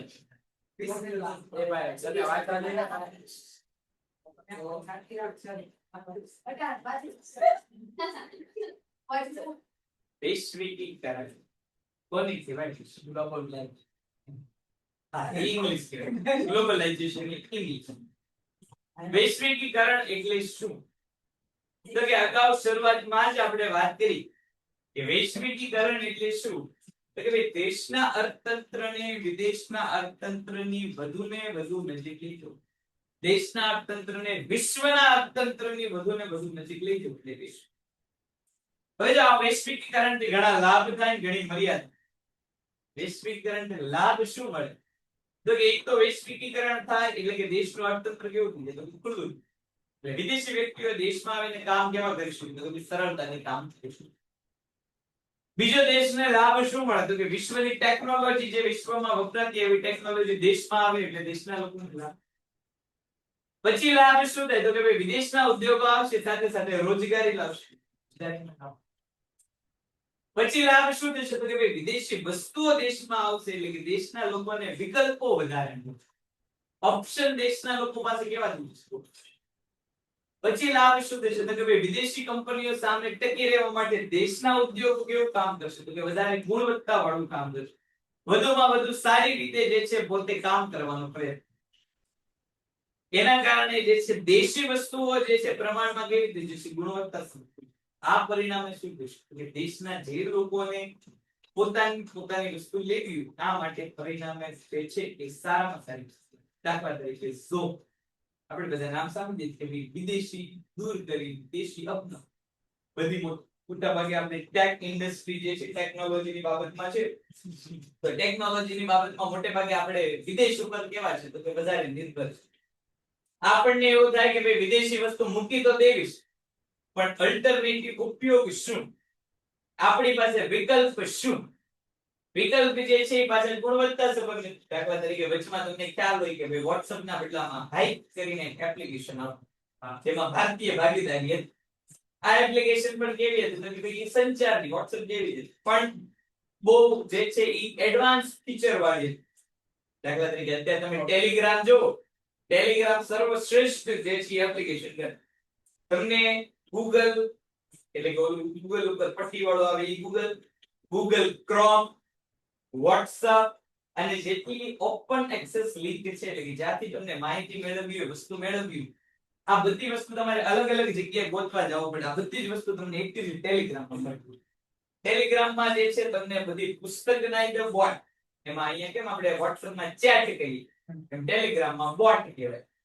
એમાં બધા પુસ્તક સારામાં સારી પુસ્તકના ફ્રી બોટ છે, પિક્ચર ડાઉનલોડ કરવાના બોટ છે, ગીત ડાઉનલોડ કરવાના બોટ છે. અત્યારે જે જેમિનાઈના ટ્રેન્ડ શરૂ છે ફોટા બનાવવા, એવું ટેલિગ્રામ વર્ષોથી કરીએ. એમાં અમુક બોટ એવા છે કે તમે એમાં તમારો ફોટો અપલોડ કરો અને નીચે જે છે તમારી રિક્વાયરમેન્ટ લખો એટલે ટેલિગ્રામ વાળા સામેથી તમને પિક્ચર બનાવી નાખે. તો આ બધા બોટ છે, બધા બોટ છે, પણ ઉપયોગ એનો કેવો કરીએ તો શું કામ તો કે આપણને આવડતું નથી. એટલે જો વિકલ્પ આપણી પાસે ઘણા બધા છે, પણ એનો ઉપયોગ આપણે કરી શકતા નથી. હવે જો આવા વિકલ્પો આવ્યા કેમ તો કે ભાઈ રિફાઈનર એટલે કે WhatsApp ની બદલે ધીરે ધીરે લોકો અરાટા ઉપર શિફ્ટ થાય, પણ વાર લાગશે. આપણને તેમ છે કે સ્વદેશી અપનાવ પણ આમાંથી બેઠેલામાંથી કોઈએ ફોનમાં અરાટા નહીં ડાઉનલોડ કરેલું તો એવું શાંતિ એપ્લિકેશન છે મેસેજ જો આમ ખબર ને તરત આમાંથી કોઈએ Google Chrome દૂર કરી ઝોહો નું ઉલ્લા કરીને જે છે એક આવે છે Chrome, ઈ કોઈએ ડાઉનલોડ કરેલું નહીં. શું કામ તો કે આપણે સ્વદેશી ખાલી વાત ગમે, ઉપયોગમાં પાછું આપણે બધું વિદેશી મજા આવે. કપડા લેવા જઈએ એટલે આપણે સૌથી પહેલા લોગા ગોત કે ભાઈ વિદેશી લોગા દેખા પહેલા લઈ લેવાનું. બૂટ લેવા જઈએ એટલે આપણે વિદેશી લોગા વાળા લઈ. શું કામ તો કે વાતમાં આપણને સ્વદેશી બહુ ગમે, પણ વસ્તુ વાસ્તવિક રીતે લેવા જઈએ ત્યાર પાછું સ્વદેશી આપણને ક્યાંય ભૂલાય. ત્યારે આપણને જે છે જાપાન ને જર્મની ને મેડ ઇન ઇંગ્લેન્ડ એવી જ વસ્તુ ગમે. શું કામ એ બધી વસ્તુ અહીંથી બની જતી હોય, ત્યાંથી ખાલી ટેગ લાગીને આવતા, વસ્તુ બધી અહીંયા બનતી હોય, ત્યાં ખાલી ટેગ લાગે ગમે એવું આપણને. તો વૈશ્વિકીકરણ એ જ બાબત છે કે વૈશ્વિકીકરણમાં શું છે તો કે વિદેશી અર્થતંત્ર સુધી આપણે પહોંચવાનું. વૈશ્વિકીકરણ એટલે કે દેશના અર્થતંત્રને વિશ્વના અર્થતંત્રની સાથે વધુ ને વધુ સાંકળવાની પ્રક્રિયા, જેમાં ભારત દુનિયાના દેશો સાથે આર્થિક સંબંધો વધારશે, જેમ કે ચીજવસ્તુઓ, મૂડી, માનવ સંસાધન, ટેકનોલોજી, કુદરતી સાધન, નાણાકીય સાધન, વેપાર ક્ષેત્રના દેશના અર્થતંત્રમાં રાજ્ય મૂકેલા અંકુશો નાબૂદ કરશે અને આર્થિક આત્મનિર્ભરતા માટે ખુલ્લી નીતિ. લોકો અહીંયા કામ કરશે, અર્થતંત્ર કામ કરશે કોના માટે તો કે દેશને આત્મનિર્ભર બનાવવા માટે. કેવું કામ કરશે તો કે ભાઈ અહીંયા જે છે એ લોકોને સ્વતંત્રતા આપવામાં આવશે, દેશ અને વિદેશ માટે મૂડી રોકાણની સુવિધાઓ પૂરી પાડવામાં આવશે, માનવ સંસાધનો, ટેકનોલોજી, કુદરતી સંસાધનો, બધી જ બાબતો કેવી રીતે. પેન્ટેડ એપ્લિકેશન ધોરણ 6 થી 12ના વિદ્યાર્થીઓ માટે અપડેટ થઈ ચૂકી છે. આ એપ્લિકેશનમાં શું છે? બધા જ વિષયના વિડીયોઝ છે, ગુજરાતની બેસ્ટ ફેકલ્ટી દ્વારા લાઈવ લેક્ચર્સ છે, આઈએમપી પ્રશ્ન છે, ટેસ્ટ સિરીઝ છે અને ગુજરાતના તમામ વિદ્યાર્થીઓ સાથે તમે તમારી કમ્પેરિઝન કરી શકો છો. ગેમિફિકેશન છે અને બીજું ઘણું બધું. તો તમે એપ્લિકેશન ડાઉનલોડ ન કરી હોય તો ડિસ્ક્રિપ્શનમાં લિંક આપી છે, હમણાં જ પ્લે સ્ટોર ઉપર જાઓ અને એપ્લિકેશન ડાઉનલોડ કરો. ઘરે બેઠીને સરસ મજાનું ગુજરાતની જોરદાર ફેકલ્ટી સાથે ભણો, સારા માર્ક્સે પાસ થાઓ.